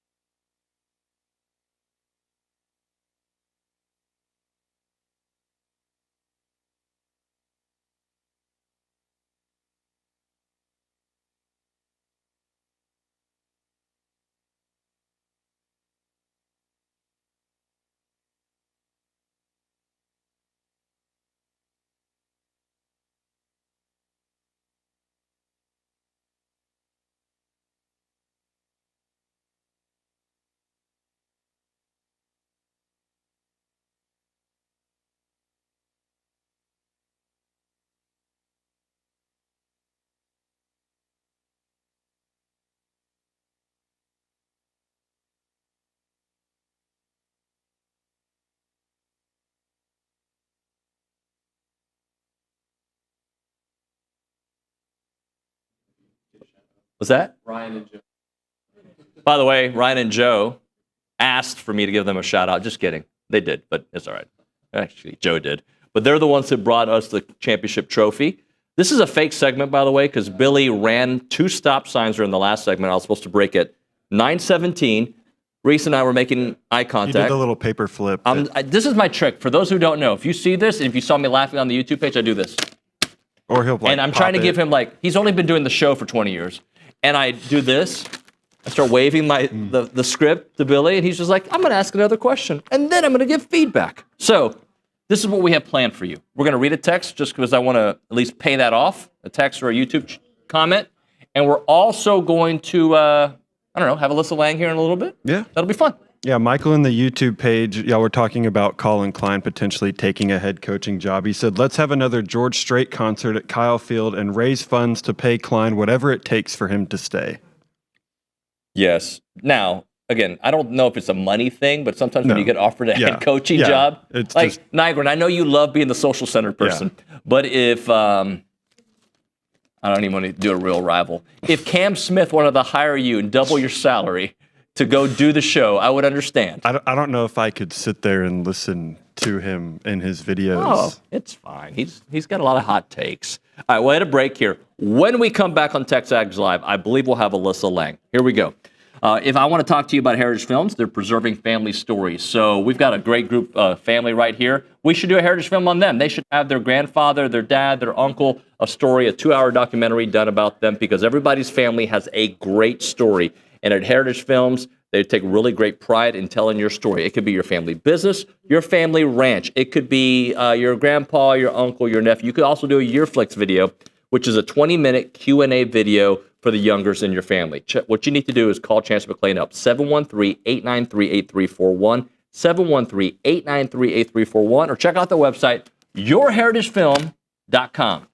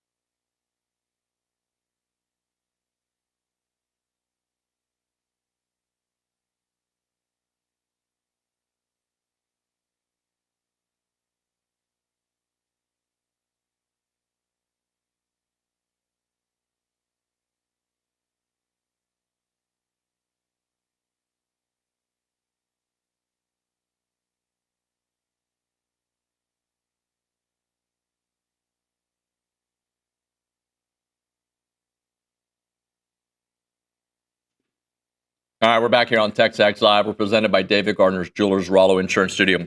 So appreciative of our next guest. And I kind of laugh when Nick is telling her, hey, Billy will probably walk in 2 or 3 minutes late. And she's like, I know Billy. I've gone to many dinners with him, but it's not going to be 3 minutes. It's going to be 30 seconds. Alyssa Lang joining us here on the Buppy's Catering and Bartending Hotline. What's up, Alyssa? Thanks for having me. There's my guy, Billy Liucci, putting his headphones in. I mean, that's what happens when you're the boss, right? Like you kind of get to roll in whenever you want to, sleep in until 9 o'clock or whatever it is, right? Right, Billy? 8:54, Alyssa. No, Taylor McGregor just walked in studio and she said to tell you hi. She just got done with her F45 workout, so she's not coming on air, but she wanted to let you know that she said, what's up? So there you go. She's better than me. I did not get up and work out this morning. I made excuses that will probably haunt me later today and tomorrow, as I won't have time to get a workout in until I get home. But always great to be on with you guys. Alyssa, you and I know better than, we're not like our other two buddies over there that you work with. We know better than to make bets on these games between our alma maters. So you're not going to be dressing in a yell leader outfit. I'm not going to be dressing up as what is it, cocky. So we're not doing that. Yeah, but how proud of you? Yeah, thank you. No better. Give me your thoughts kind of on this one coming in. I know it's what the records are, but I'm sitting here looking at Lenora Sellers and a bye week and a new OC. It just feels it's a little trickier than just looking at the records, I feel like. Yeah, and that's life in the SEC, right? Like somebody asked me earlier this week, make a case for South Carolina going to College Station and making it competitive, which on paper, it shouldn't be, right? Like what we've seen from both of these teams, let's be honest, like Texas A&M should be able to take care of this South Carolina team. That being said, that's what last year. And what happened last year, I thought was one of the bigger shocks of the season with Texas A&M coming into Williams-Brice Stadium with such on the line. Obviously, injuries played a factor in that game a season ago, but crazier things have happened in the SEC is my point for South Carolina to potentially make some noise this season. We sat there preseason so much, we said that the years of undefeated seasons are over. Well, A&M sitting here knocking on the door of finishing a season undefeated. How realistic is it that could happen? Or will we see the classic you play in the SEC mix up, if you will? This could be one of those games. I don't even want to label it a trap game because the more I've gotten to know Mike Elko, the less I believe that trap game is even in their lexicon, if we're being honest. Billy, like we were there, what was it, week 2 for Utah State? Yeah. And I'm watching him on the sidelines absolutely get after these dudes. And it's a double-digit lead on Utah State in the third quarter. And I went on the air the next week and I said, no one will ever be Nick Saban. Like obviously Nick Saban is his own person and personality, and what he did worked. But in this day and age of a youth movement in college football and seeing so many young coaches and the game just changed, Mike Elko gives me shades of what it was like watching Nick Saban coach those teams on the sidelines and get after those dudes when it was 45-3, because all that mattered was consistent excellence. And I see shades of that in Mike Elko. So as the season has gone on, I only get more and more confident in this Aggies team that, Billy, I was high on in the summer. I predicted they'd be 10-1 going to Austin. Here we are. I thought the one loss would be LSU. So Alyssa, we'll see. I don't have high hopes for my alma mater, though. Well, good. Because you've been right this year, and this is the rare year, right, where you normally, Nuño, in the summer we all sit around and talk, and normally Alyssa likes to blame me for serving her the Kool-Aid and getting her overly hyped on A&M, and then so I'm normally getting the blame, and probably rightfully so. But this year it was the opposite. It was you were higher. I picked them to go 9-3. Alyssa was higher on them than I think all of us were. Why was that? And then they've exceeded it. Now they haven't yet. It's not done. But I mean, even you didn't have them sitting in the top 5 all year. And so the question is, what made you high on them heading into the season? And then what have you seen this year that even for your standards, you go, okay, this is more than I expected? Yeah, having watched them up close and personal a few times last year, I remember feeling last year like Marcel Reed didn't quite get the respect that he deserved. And then obviously, like I said, starting the season and being there early, it was almost like a perplexed Mike Elko and the rest of the team for like, why is Marcel Reed not getting more national attention? But going back to July, when we were putting together all of our notes on all 16 teams, and I'm looking at who's coming back, it's so hard, and it's getting harder and harder to diagnose what we think a team could look like. With transfer portal additions, with the high school recruits that have been highly touted. And we all know what happens. Like, not every 5-star hits, right? Like, you could have a 4-star guy who you think is the crown jewel of your signing class, and it doesn't end up mattering. So all of those things coming together, it's just really hard to diagnose what you think a team's going to look like. But I looked at A&M early, and I saw a lot of pieces that were not only returning, but were transfer portal guys who were proven commodities at a high level, especially on the offensive side, right? Between Mario and KC, who both did it. I had a Mississippi State games last year, and that was a tough football team to watch. But what Mario Craver had done for that team and that offense at times was electric. So you knew him coming over was going to be a huge addition.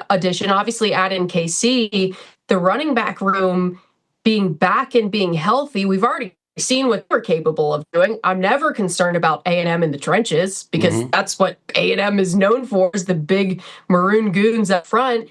And then it sounds like a throwaway, but when have we ever not been able to trust a Mike Elko defense? So quite simply, those couple of bullet points put together, it was like, wow, when it comes to consistency from a coaching staff, returning consistency that was production a season ago, and adding on pieces that it's not a question of whether they're going to be game changers. They were absolutely going to be from the moment they got on campus with some of those guys on the offensive side. It just felt like this was a team that not only had the talent that we've been talking about for years and years and years. If A&M has the talent, why aren't they winning? But they were boosted by everything that was brought in. And year 2 of a head coach always feels a little bit different too. Like, look at Kalen Moore in Alabama right now in year 2. I think there's a real argument for that year 2 bump, a really good head coach. And I've really liked Elko since the moment that he's gotten there. I've been a huge Mike Elko fan, and Billy, you know that. I just really trust him to make those changes that he saw that needed to be made 5 years ago. He's making them now. Alyssa, I know you got a meeting to get to, so I'll just ask one more. Lenore Sellers, is it just about the offense, or has he taken a step a little bit back? You know, a really interesting question. I think my evaluation of it has been that this offensive line is the problem. It's been a problem for a long time. If you watch it, Lenore Sellers doesn't even have time to blink before pass rushers are in his face. When he does have time, I almost get the feeling that not that he doesn't know what to do, that's not the right thing, but he's almost shocked that he has time. Yeah. Right? And I think he's become so programmed to just take off and run because that's what he's needed to do, or he's become so programmed to just protect the football because here comes 2 free rushers, that the times that he has had time hasn't necessarily delivered in the way that we would have expected Lenore Sellers to deliver. That being said, I can't fully blame him for that, right? Like, South Carolina is last in the league in sacks given up, I believe. If not, they're 15th. It has been bad all year long. I'm very curious what a new play caller will look like on Saturday with Mike Free taking over play calling.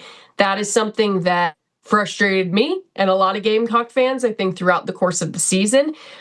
When you can't run a quarterback sneak on the goal line and you're on the 1 and you can't score 2 weeks in a row, that's a problem, right? And that obviously points first and foremost to that offensive line and to the protection, but you've got to find creative ways to let one of the most athletic quarterbacks in the country do what he does, and I'm surprised we hadn't seen more of that. Maybe that starts now. Unfortunately, it's a little too late for South Carolina's season nationally, but I do not believe it is. I wouldn't even put the majority on Lenore Sellers.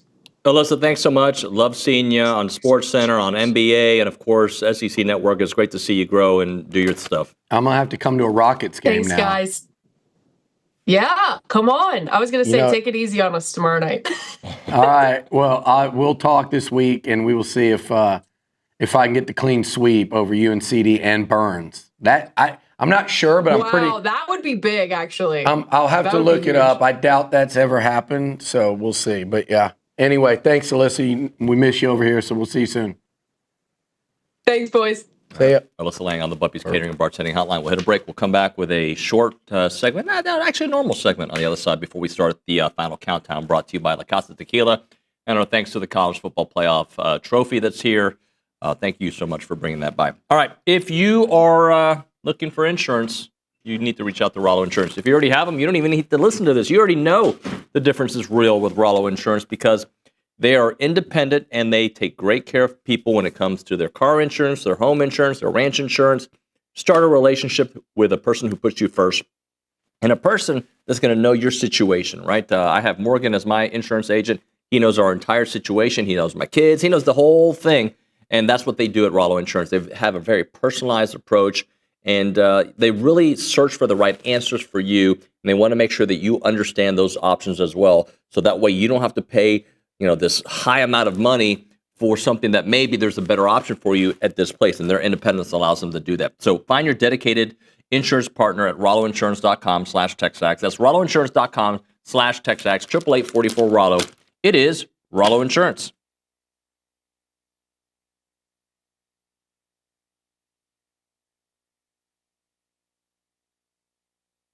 Let's talk a little Snaps clothing. David Nuño here, and I love wearing Snaps clothing everywhere. I've got the flannel on right now. You've seen me in the Tailgater collection with the A&M gear. It is fantastic. If you see me around town with my sons, Christian and Cruz, they've got a bunch of Snaps gear. When they have big games for Consol, they wear nice clothes, so they wear their Snap stuff. And I'm telling you, with baseball season here, let's all kind of go looking stylish and fit to the games there at Olsen wearing the Snaps clothing.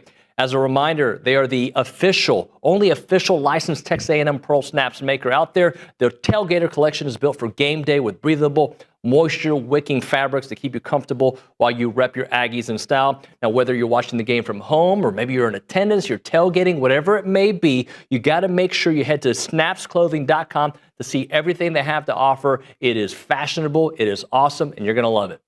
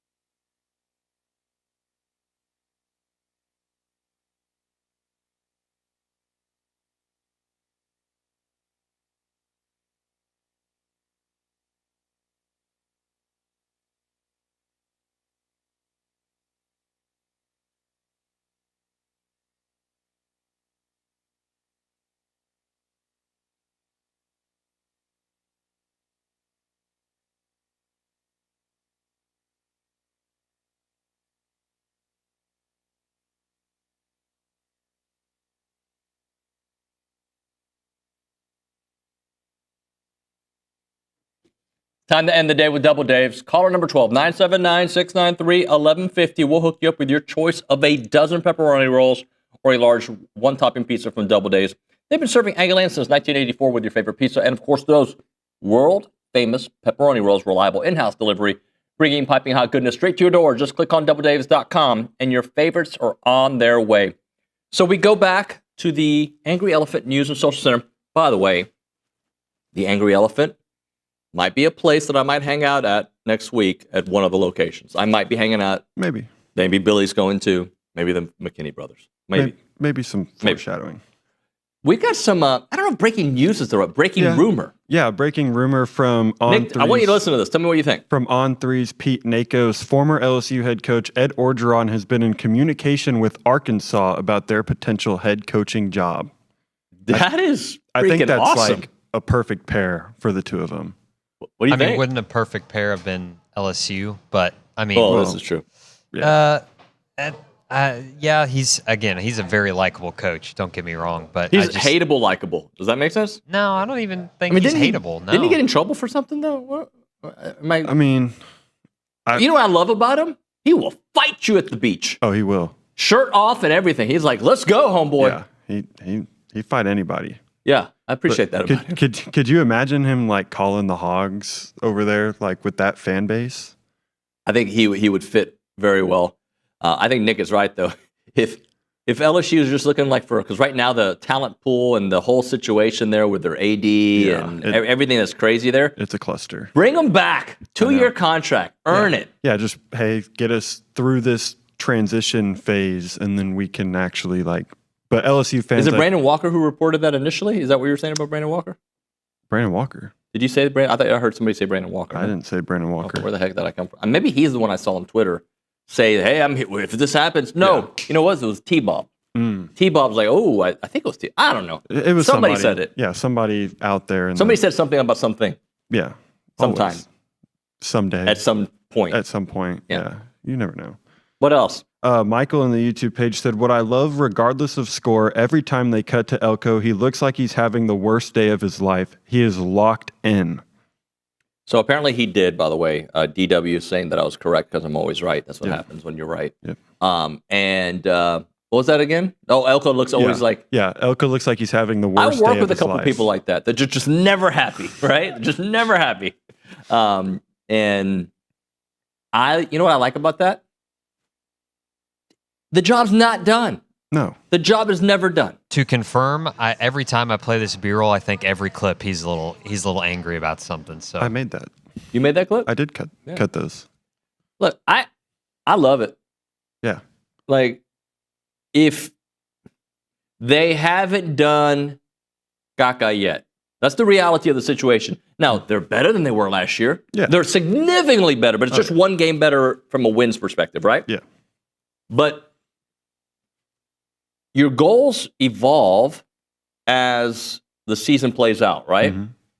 And the goal now is 12-0. Yeah. That's the goal. Yeah. The goal is to win against South Carolina, then evaluate, right? Yeah, go week by week. And then it's like, win the freaking SEC. Yeah. And then it's win the whole damn thing. Yeah. But your goals you're allowed to evolve. And hopefully we continue to push our expectations even higher. When we come back on TexAgs Live, the final countdown with a desk. That and more is TexAgs.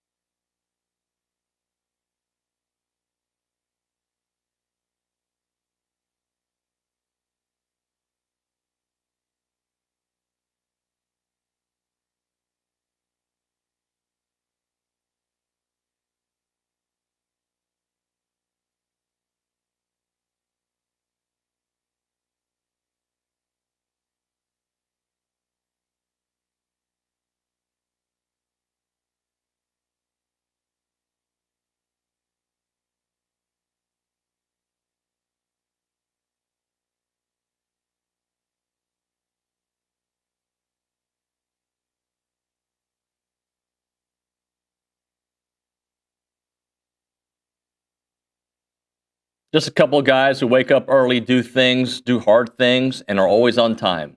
Welcome into the final countdown, brought to you by La Casa Tequila with half of the panel. Seth McKinney. Hello, sir. How you doing? I'm right, man. How are you? I'm doing great. You know, some people treat this show with a little respect and class. Yeah. Unlike others. Steve's missing. He'll be here, right? No, he's missing. He's playing hooky. Oh, is he? After giving you a hard time. I know, after all that. Huh. He does have a valid excuse. I'll give him that. His son Hunter is playing, and which is, by the way, asinine. They're in Montgomery. They're going all the way tonight to Texarkana for round 1 of the playoffs. That's I've never where heard their first game is? Yes, I've never heard of anything like that. That's crazy. But good luck, Hunter. Yeah. By the way, this final countdown with Steve, Seth, and Billy, presented by La Casa Tequila, raised in Aggie land and rooted in the SEC. So I always start off with you guys like the state of the team. The state of the team is great, right? But like each week it's just another data point, Seth, of like, dude, this team really is as good as we thought, right? Like they're living up to it every week. They are. It's been a weekly deal for them to go out and they just continue to earn respect nationally by fans, and people are letting down their guard, and we're like, wow, this is a really good team. And you know, going into the year, I thought that we would be better at like most every position, right? But I didn't think that we would be dramatically better like we are. I mean, it's wild to see these guys play. It's so fun. They deserve all the credit that's going their way, and they've just been performing, and not only performing well, but dominating. I mean, and it's crazy to say this, but they haven't put, like, I'm not saying perfect, but they hadn't put a full 4 quarters of solid play yet. And just imagine if we get that, hopefully we can, you know, save it maybe for another game besides this one, because I feel pretty good about this one. But regardless, they've been playing lights out, and couldn't be happier for these guys. So I do this exercise before a season starts of what is it going to have to look like for A&M to do X, Y, or Z, right? And this season coming into it, I was like, all right, well, if the defensive line can kind of match what last year's did, which was kind of underwhelming at the end of the year, but if they can do that, if the secondary can just take a little step up, all these ifs, and usually when you have a lot of ifs, it doesn't happen. Right. This year's ifs have happened. Yeah, I mean, honestly, going into the year, I thought D-line was going to be the biggest question mark, and they just wiped that away very, very quickly and have become a dominant force on this team. I mean, like, I'd hate going up against this defensive line because they are doing numbers out there, pressuring the quarterback at every level. I mean, it's just really, really great and impressive. And the DBs, that was yet another little bit of a question mark, and they've been really dominant. So, I mean, I don't know what to say other than every week at every level, at every position, they go out and they just perform. You know, I was talking to Steve last week, and even on the offensive line, we haven't had one guy where you're like, oh, there that goes again, or there he goes again. Like, they've all performed. Yeah, you make mistakes, but no one is repeatedly making mistakes. No one is repeatedly allowing pressures or getting beat on the run. I mean, it's just a really impressive, fun thing to watch. And as a fan, you have to soak that up because, you know, you never know when it'll come around. Yeah, hopefully it comes around again, but you never know when this kind of thing happens, and it's really happening. The crazy part is, you know, we always know that the margins are so thin in the SEC. The margins are still very thin for A&M to reach the SEC championship game. They cannot lose a game. Yeah, and that, to think about the year, and this just makes you want to go crazy thinking about last year. I said it. You'll never have another year like last year where you had 3 games. All you had to do was win one of 3. And you were in the SEC championship game. And that wasn't a big ask. It wasn't, looking at our schedule, it wasn't the hardest thing. Yes, the Texas game was a huge game, but, you know, you had Auburn and South Carolina, and you go lay an egg at South Carolina and you don't get it.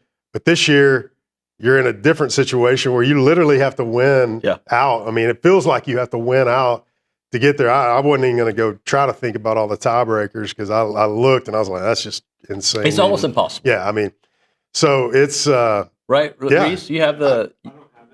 It was just a litany of things when I saw it. I was like, are you kidding me? 1 loss? One loss.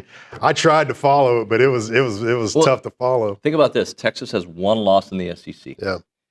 Ole Miss has one loss in the SEC. Alabama has 0 losses in the SEC. Georgia has 1 loss in the SEC. Am I missing anybody else? I think that's it. So, and then if you get a loss, most of those teams have the tiebreaker over you. So it's you would need help. So just take care of business yourself.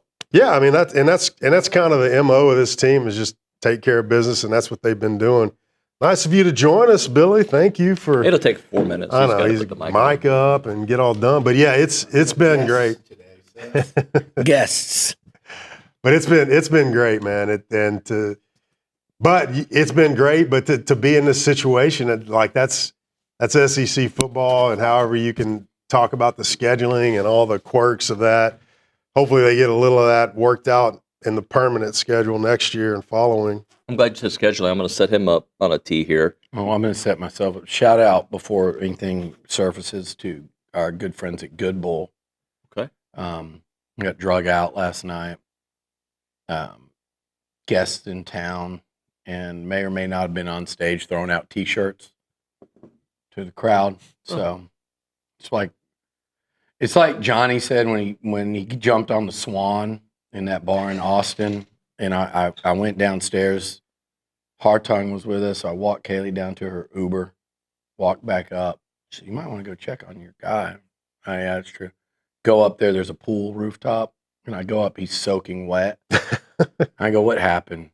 And he just points at the Swan. I go, come on, dude. He goes, yeah. I go, how long were you out there? He goes, long time. We had the bottle of champagne in one hand. I'm paddling with the other, so I was just doing circles. I go, was there pictures? And he goes, nah. I go, oh, good. He goes, video, lots of video. So that's all I'm saying. Maybe video me launching T-shirts in the crowd. It was fun, though. It was fun. Yeah. Good time. Good start to the You can't have weekend. fun. There's no fun. It should be a fun weekend at Kyle Field with Absolutely. the game and the chance. And we haven't seen this team play in 5 weeks. No, and there's man. a revenge factor, I think, involved in all of 33 this days, as well. baby. Yeah, it is a lot of revenge. They're the team that broke us last year. You know what I'm saying? And you go out there, you get 24 unanswered points to finish off. You know what felt like a great season, just off a cliff. And they did it with physicality. But you know what? A&M did that to LSU last year. A&M did that to Missouri last year, and neither one of them got revenge. Here's what's going to happen. You're going to get revenge because you're better. And that's what it comes down to. So you just have to keep playing like they are, and they're the better team. And I think at the end of the day, they'll feel good about whatever kind of payback they enacted on this team. But look, I don't know what you were going to say, but that was my spiel. Well, he said schedule, and I thought I was going to set you up for the rant about Sark getting upset about that the was SEC. stupid. That was dumb of him. He said some dumb things this year. He's not a dumb person. I think he's actually really that smart. was dumb. He said some dumb things. His whole thing earlier in the year about, I'd like to see 125 other teams, how they do in the swamp. Well, you can't say that 2 weeks after South Florida with their resources versus yours and their athletes versus yours and went in and beat them. You can't say that when your arch rival in state went there and beat them the year prior. You can't say that when that team's not any good. And you can't say that when your injury report is blank. And you can't say it when you are oh my good. God. Yeah. Like when they are good. Like you still should, if you're Texas, should go down there. So he said some things this year that I'm like, what on earth? Then there was that whole other thing. What was that? Oh, about the sitting on the toilet. That deal. What was about? It was like a long toilet. It was a video of Arch throwing, and he grimacing. He was like, "Well, do I film you when you're in the bathroom doing your business?" Yeah, he said some weird things this year, but this one to me is just like, what the saying, cry me a river. Do you want to sing it? No, I'll leave that to you. You can't Justin go into Timberlake? that Timberlake range. But no, listen, that is one of the dumbest things to say when you're crying about basically you're crying because Georgia is done with conference play and because A&M plays Samford. That's what this is about. Yeah. First of all, Georgia's still got to go play Georgia Tech, which Georgia Tech would give Texas all they want. and then some. That's number one. Secondly, A&M, you want to cry about that quirk in the schedule, and he's right about, well, we came in later. But the SEC did you such a favor these 2 years. And again, here comes defensive. I've said A&M has had nice schedule draws the last 2 years as well. And this year, maybe even more. It turned out to be the case. More beneficial than Texas. But it doesn't change the fact that you came in and were gifted this. Oh, you came in and was given this. And quite frankly, I'm not sure they shouldn't have just handed both of you a murderer's row coming into the league just to initiate you. You remember when you played college football, there's such a thing as initiation? Yeah, I do. You remember when you joined your fraternity? We got soft. Probably such a thing as initiation. Those don't exist anymore, for better or worse, but certainly you do it within reason. I think it's a good thing. And I think they should have got initiated like OU did. Yeah. And credit OU for they're swimming still above water. You know, this Alabama game will be big. But for him to say that, it's like if it's so lack of self-awareness, David, Yes. because if they would have played almost any of their SEC games in September, Early on, yep. they're getting that ass whooped because they didn't barely beat, but they struggled for a good chunk of that UTEP game to where their fans were really uneasy. Yep. UTEP. And then San Jose State wasn't impressive at all. I believe it was the UTEP game where they were booing when Arch and the offense were coming off the field. Yep. It was that bad. And then a week later, you know, he stood Yeah, over his breakout game versus and Simmons. then a week at the game after that, they got stomped by Florida. I'm not buying, they get defensive because I say I'm not buying. I'm buying the improvement. I'm not buying that they are now, this is the team we thought we'd see. No. My foot. This is a team I thought we'd see. You guys thought you'd see number one with a Heisman winner and no one in the conference can touch them and you were taking over. That's what you saw, and you saw it all offseason. You said it all offseason. You wrote it, you tweeted it, and none of it's come true. You are an improving team that is a dangerous football team for teams like Georgia and A&M. You have hope out in front of you. Your quarterback's getting better. Let's leave it there until we see what happens. But you accurately pointed out they're in a weird position because it can go one of two ways. It can go the 8-4. It can go more ways, but you can go the 8-4 way. You can go to the 10-2 way and go to the SEC championship game. They can be a 3-time-in-a-row playoff team and back-to-back SEC title game appearances in 2 years in the SEC. I know you hate hearing me even verbalize that. They could also take the not. I find it funny that Texas fans think A&M's Texas 8-4, and if you look at Texas's history from like 2011 until 2 years ago, then they're Texas 7-5. I was about to say 7-5. But it would be just ironic if in a year that if A&M went and stamped that in Austin, an undefeated regular season, and beat Texas to turn them into Texas 8-4 on a year when they were preseason number one, if A&M were to finish end of season number 1 or 2 at Texas's expense. But we got a big step in between, and that's tomorrow at Kyle Field. But for him to cry about it made me laugh because it's like, let me tell you something, dude. You guys needed those 3 weeks after Ohio State to build your quarterback's confidence, to figure out how you could block anyone. By the way, you didn't when you played Florida. But wait, real quick, didn't they get buys before their biggest games? And he was complaining about all that? Buys before. Well, they got a bye before Georgia. That's what I'm talking about. But he's talking about the opponent, though, the out-of-conference weak opponent. Like A&M and Georgia are getting it late. But I'm going. Who do they play next week? Texas, Arkansas. Okay. And that's an advantage A&M. But you needed that early in the year. If you'd have slapped one of your SEC teams in September, like A&M played Notre Dame, then Auburn. The way Texas was playing, they would have got thumped had they played an SEC game in September. So he should just be a little more self-aware and realize, man, just shut up. This is all kind of coming to an end after this season, and everything's going to normalize. I hate whiny coaches, man. I mean, most of them are. You either have tough guy whiny or little, like whiny. And Sark's whiny. All right, we got to hit a break. So is Beamer, by the way. I don't want to say anything. He came after me. Beamer, watch out. He's wearing his MMA shirt today, Shane. I do feel tougher when I wear Better this. watch out. And it's tight. Yeah. I'm just telling you. Roll them up. You know, the only people who talk about tight shirts are the people who can't. Wait, you saying the people who can? You're Can't. saying the people who wear them. You can't tight shirt. I'd wear a tight shirt, but then I'm just a little Rip too, out I'm a of little them, too bulky. You put me on this damn workout, and it just you made me gain 20 pounds, dude. It's all your fault. What?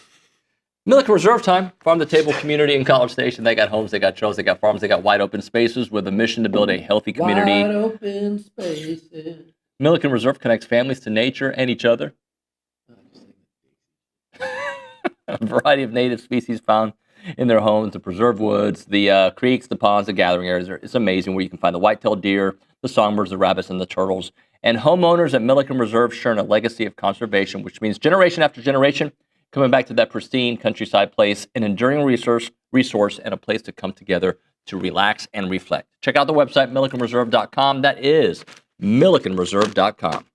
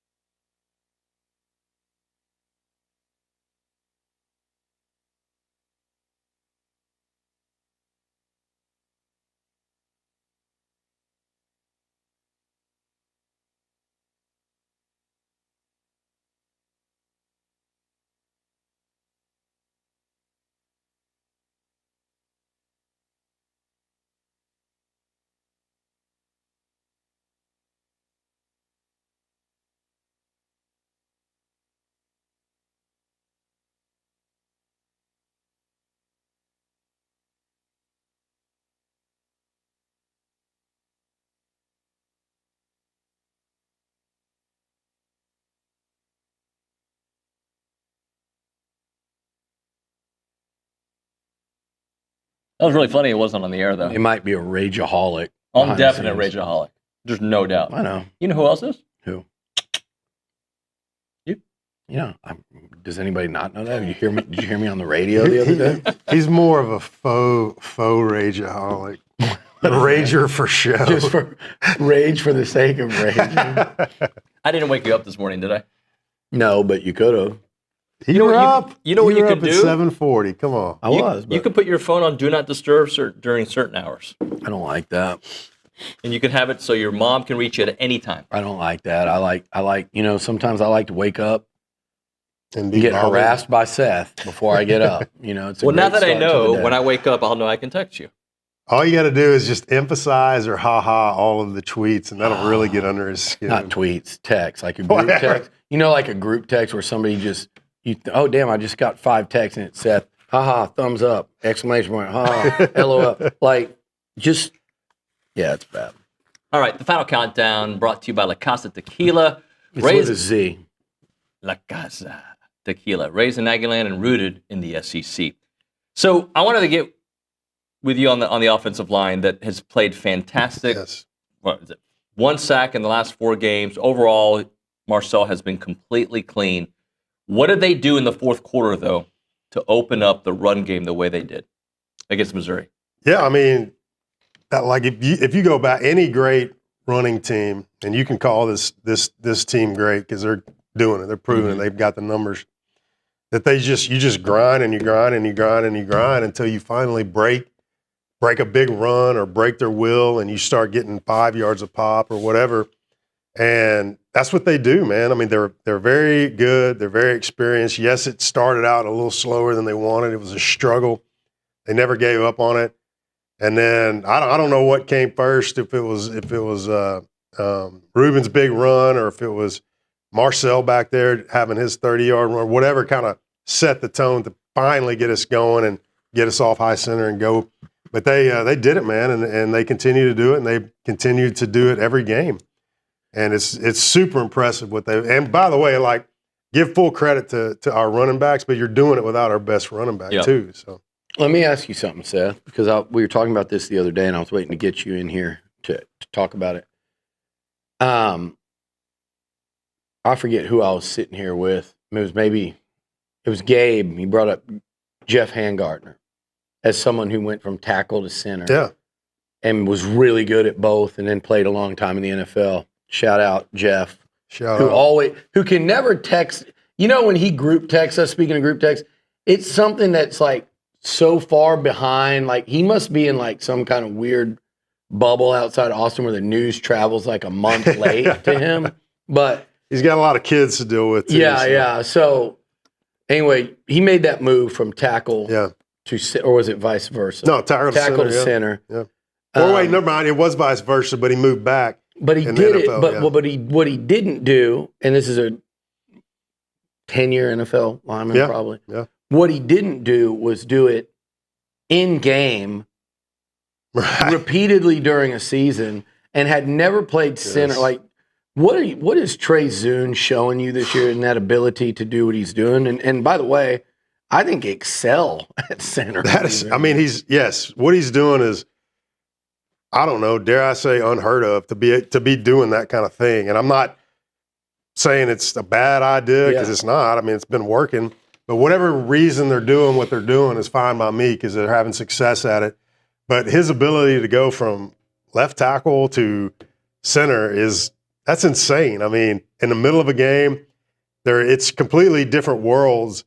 And then to have to go back to tackle, which is like that's left tackle is the hardest position on the offensive line, and dare I say, outside of like quarterback or DB in the field in general.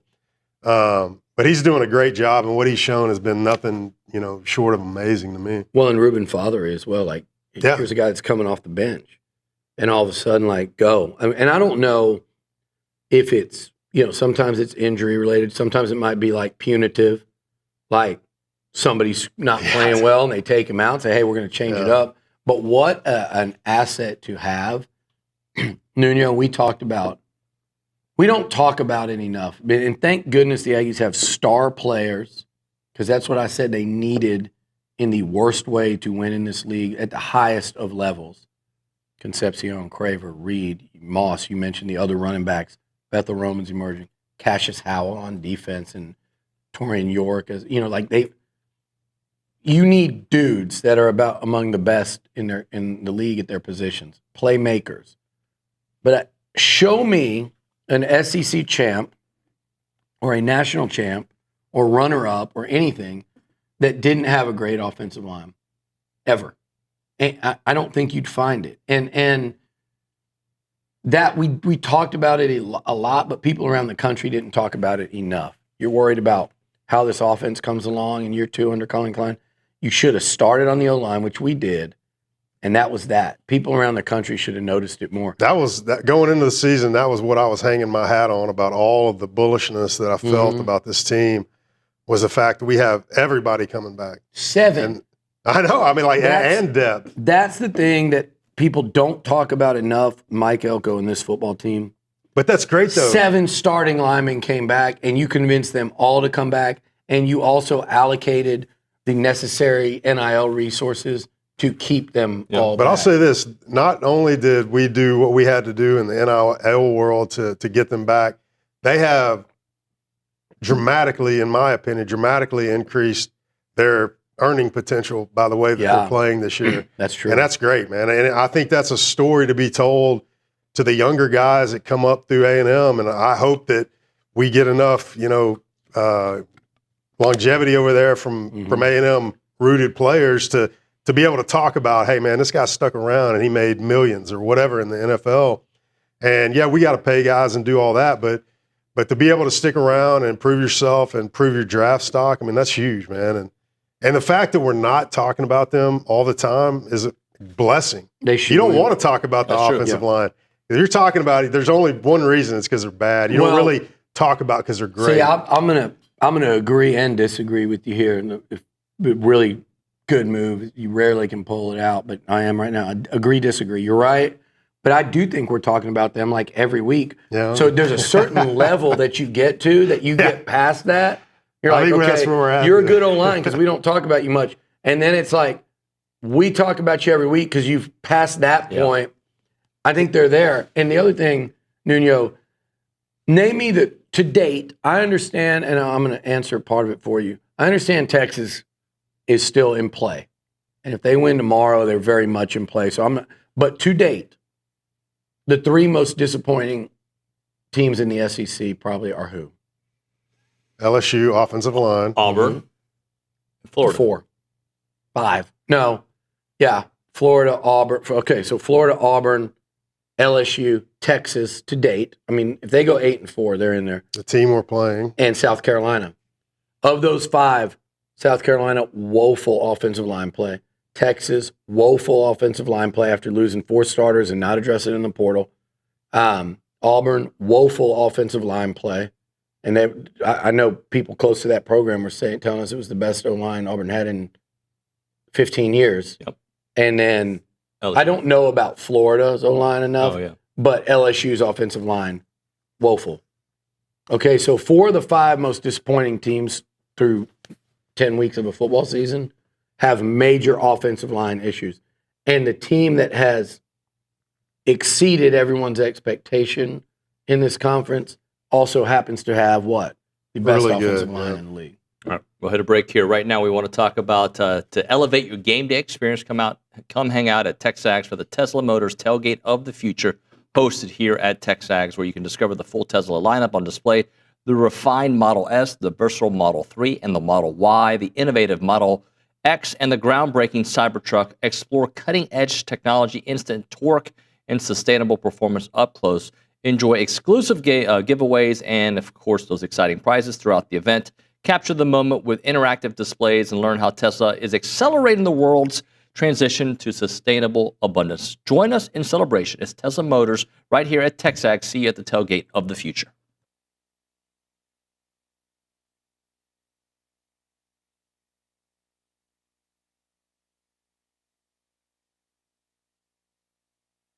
Hey friends, David Nuño here for Prize Picks. They're back on TexAgs, prizepicks.com/TexAgs. Use the code TexAgs to get $50 once you play in $5 lineups. And Prize Picks is the best place to win cash while watching sports. Football season's here, basketball coming up, baseball, you name it. You go to prizepicks.com/TexAgs and start having some fun watching sports, making some money on there. And you can play Prize Picks in over 40 states, including California and Texas. Remember, they'll give you $50 in lineups once you play $5 lineups on Prize Picks. And they have the new thing. It's called It's Good to Be Right campaign, and they're kicking off the upcoming NFL season with their bold new campaign, It's Good to Be Right. The seasonal long push celebrates the thrills of getting it right, from the perfect prediction to winning your Prize Picks lineups. Prize Picks is good to be right.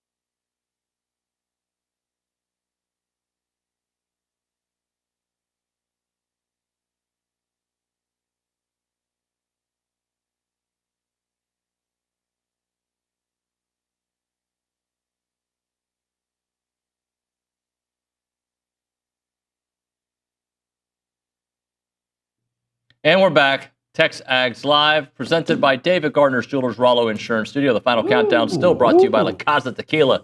Let's go to the Angry Elephant News and Social Center because Reese Nygren's got a little bit of some stats for us about these teams that we mentioned in the last segment. Was it 5 of the teams? Yeah, y'all mentioned teams that have disappointed this season that their offensive line has been a big part. Well, LSU, Texas, South Carolina, and Auburn Florida, are all in the bottom 4 of the conference in rushing yards per game. They're 4 of the bottom 5. The only team in there is Alabama. And then in terms of interesting that Bama's in there. Yeah. In terms of sacks per game, LSU's given up 13, Texas 15, South Carolina 28, and Auburn 32 in conference play. Jeez. There you go. And that we were talking about, I think that LSU one's deceiving too. That wouldn't tell you that they're horrific on the O-line, but you watch that team play, and that is not a good offensive line. Well, I love hearing I think it's 28. It must be for the conference because I heard it was like 34 for the year. Yeah, 4 per game in conference. I love hearing something like that when you've got our capability to get to the passer like we do. I mean, we're just gonna. You got to win first. It's gonna be fun. You still got to win first and second down. I think it's a little tricky this week with a new offensive coordinator, and they had a bye week. You can't change too much. Like Elko was saying, you know this, Seth. You can't change too much in a bye week, but they'll probably figure out like what is it, if anything, that we do well. What can we do to make Lenoris more comfortable? What can we do to keep him from getting demolished because we're porous up front? They'll figure some things out. But man, like when it comes to the in-game chess match, I think Mike Elko is probably undefeated this year, like his team is. I mean, maybe Arkansas, but I think that's a harder one. I wouldn't even call it that because they had the sights dialed up on Taylor Green several times and just couldn't make the tackle, which is something I think you're going to see this team really focused on this week. You could tell if you watch that press conference, and you were there Monday, I was there, that's as close as Mike Elko would come to saying, like, yeah, there's a lot of payback coming. This is a revenge game. Coaches don't do that, but that's about as close as you could tell, like, this one's personal. He's a defensive coach, sellers in that offense, and they really enjoyed, like you said, Seth, rolling up that lead last year. Not in a bad way. They're playing at home. We saw A&M do it to LSU last year at home. It's the way it goes. But it doesn't mean you have to be okay with it. And it doesn't mean, like, if you don't think those guys have been drilled and, like, you better take this guy to the ground and punish him. Yeah, I mean, they better. He got 350 yards against us last year and passing, running, and everything like that. But they've got a good running back. Nick Harbor is he's legit monster. Threat. Yeah. And they got one of the better. Jaden Sellers, he's back, right? Yeah, I think they've got, I don't know if it's KC, if it's Niblett, if it's him. Like, those are the 3 best punt returners in the country, are those 2 you're going to see tomorrow for South Carolina. So Tyler White will have to do a good job of punting away from him. There are things. Oh, by the way, I don't know if you all have heard of him, a guy named Dylan Stewart. He's pretty good. Yeah. He's got, 3 sacks on the year, though? It's something low, right? But I had a scout. Flash. I had a scout tell me, he's like, I watched him play 2 series against LSU, and I called our director of scouting or whatever, GM, whatever it was, called him and said, all right, I just watched the number 1 pick in the 2027 NFL draft.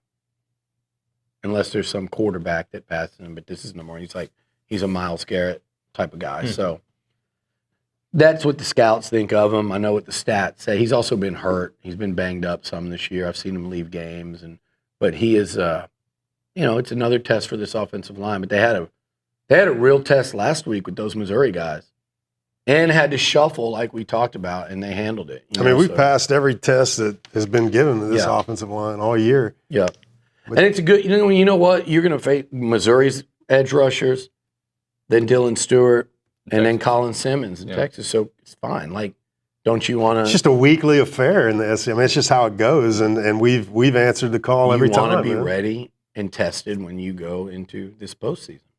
All right, let's do the Freak of the Week. It's the Freak of the Week. I didn't know if you were going to do it, man. Good job. I'm going to leave you hanging. So why don't you start us off? Yeah, Seth, I'm never going to not sing with you. Come on, dude. You are quite the singer. You know, I'm going to go with KC Concepcion. I think that he's going to light it up. I think that it would be very good for us to start early with getting them spread out, taking advantage of what they can give us. He's a big, huge playmaker. I don't know anything of the background behind Mario. He's kind of dinged up, I guess. Mm-hmm. But hopefully KC picks up the pieces and we can just get the ball rolling. Freak of the week. I'm going to go.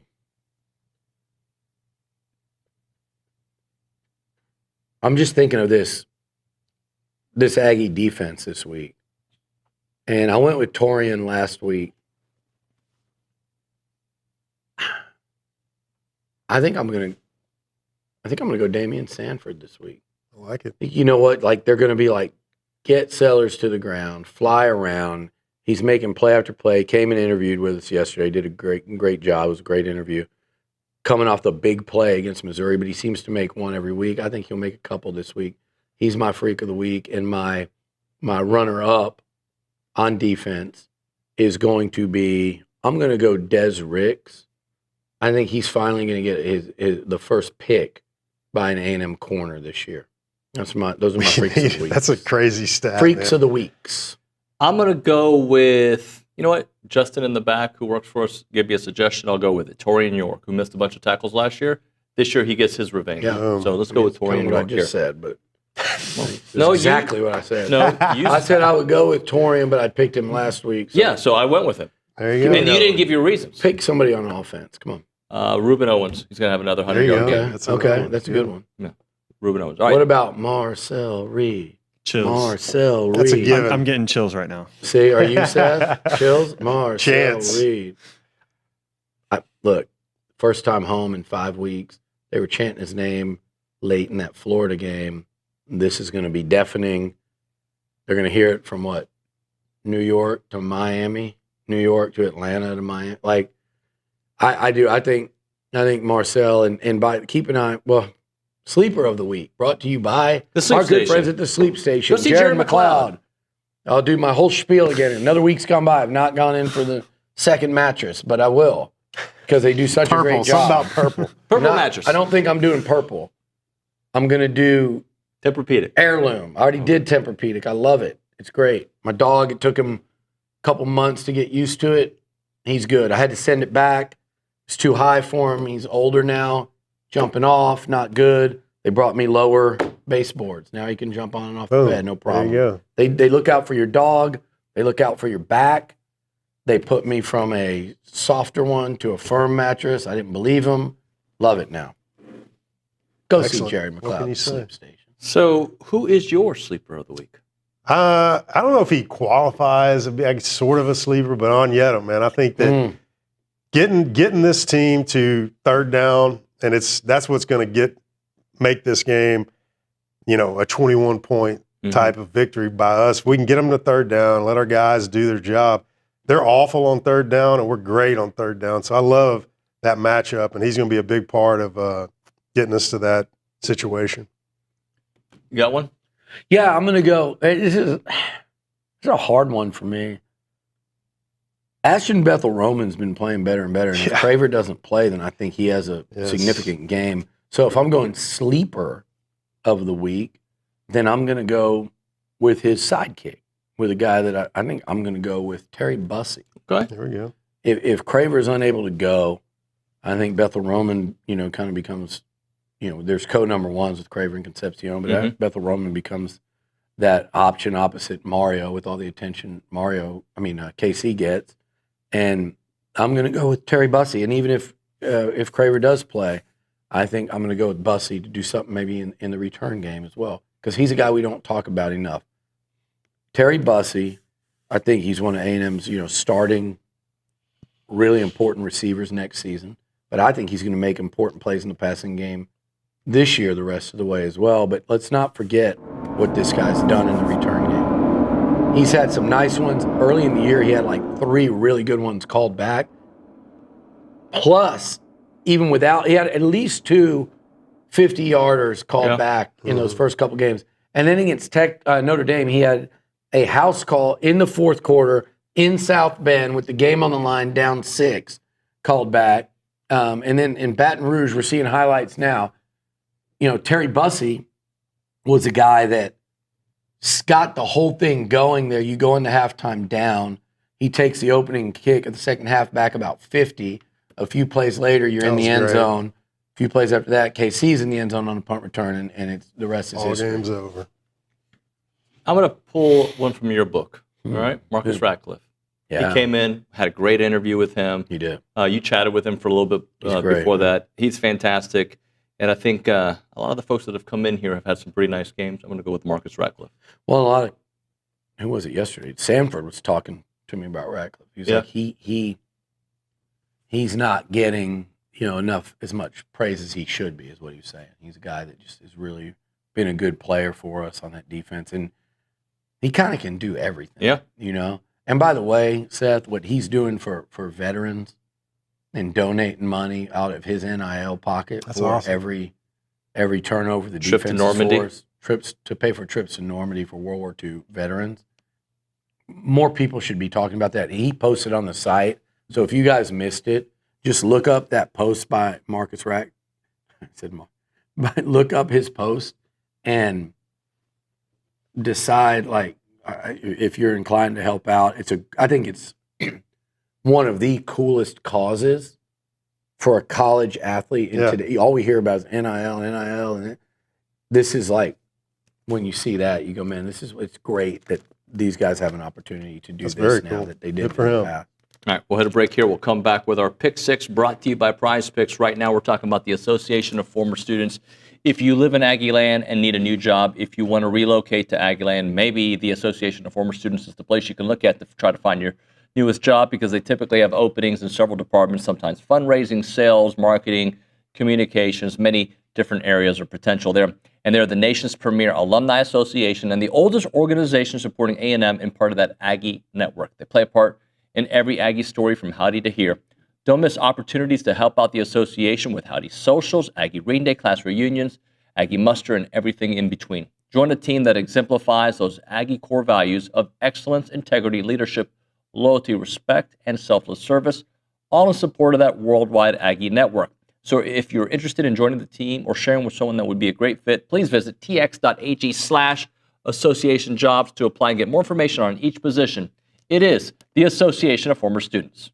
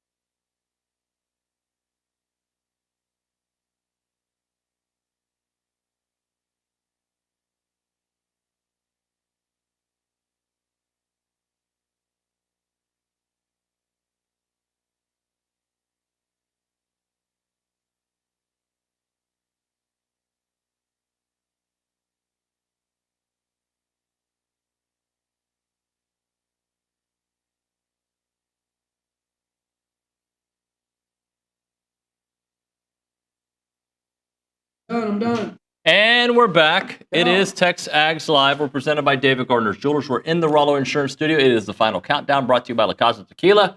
And it is now time for Pick 6 brought to you by Prize Picks. Go to prizepicks.com/TexAgs. Use the code TexAgs, and you'll get the $50 if you play in $5 lineups. Reese Nygren, Angry Elephant News and Social Center.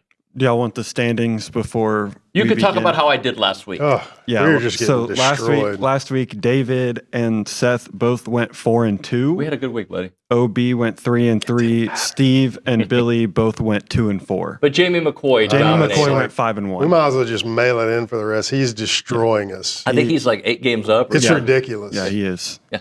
So I could go perfect. I hope he's betting on these games with real money. Good for him. That's what Olin said this morning. He was like, hopefully you're betting on Jamie McCoy.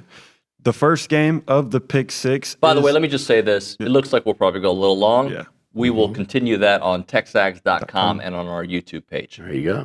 All right. The first game up is the number 10 Notre Dame Fighting Irish heading to Acrisure Stadium to face the number 24 Pitt Panthers at 11 a.m. on Saturday. Notre Dame 11.5-point favorites.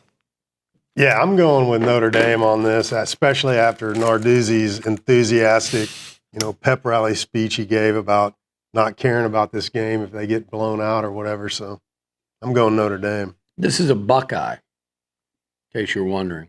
This is what we hope the Aggies do to the Buckeyes if they see them later this year. Thank you, Don. Eat them. Who are you picking? Yeah. I'm chewing. I already picked. I initially was going to go with Pitt, but I was reminded of Narduzzi, and I was like, just out of spite, no way. Yeah. Coach The Nard dog. Jeff Narduzzi, literally a plane sent from College Station, or arranged or sent, to pick him up. I think he was ready to go to make him the defensive coordinator. This was when Kevin Sumlin hired John Chavis, but it was Narduzzi that was the original, but then he took the head coaching job. Like he got the offer literally like the day before the interest. Colorado State ended up there, then ended up at Pitt. He's been making stupid comments lately. It's on the road though, right? Pitt's at home. Pitt's a tough place to play. Is it? Yeah, I mean, it's not an like NFL stadium. not for the reasons you think, but just like you get Notre Dame in there, it's different. Yeah, it's not like SEC tough. It's like they want to. That's a game that fan base wants to win. I feel like Notre Dame at Pittsburgh is going to be a 50-50 type audience. No, you're probably right. And I'm going to go with Pitt to cover. Oh, there we go. Cover. All right. The next game Notre Dame to win, by the way. The next game up is a Big Ten matchup just down the road at Baylor as the number 13 Utah Utes head to McLean Stadium to face the Bears at 6 p.m. on Saturday. Utah 9.5-point favorites. By the way, this is about to be, I guess, can I say it here? This is TexAgs Overtime brought to you by the Rogue Shop. Go to rogueshop.com and you can get help with your sleep and if you got any other aches and whatever. So just go to, I don't have my copy in front of me, but go to Rogue Shop. Sorry. Go to Rogue Shop for all of your sleep. Gummies. Gummy needs. They brought us samples one time. I know a couple people hijacked them. I was supposed to get them. I never got my hands on them somehow. They've got the THC CBD gummies. Took them. And also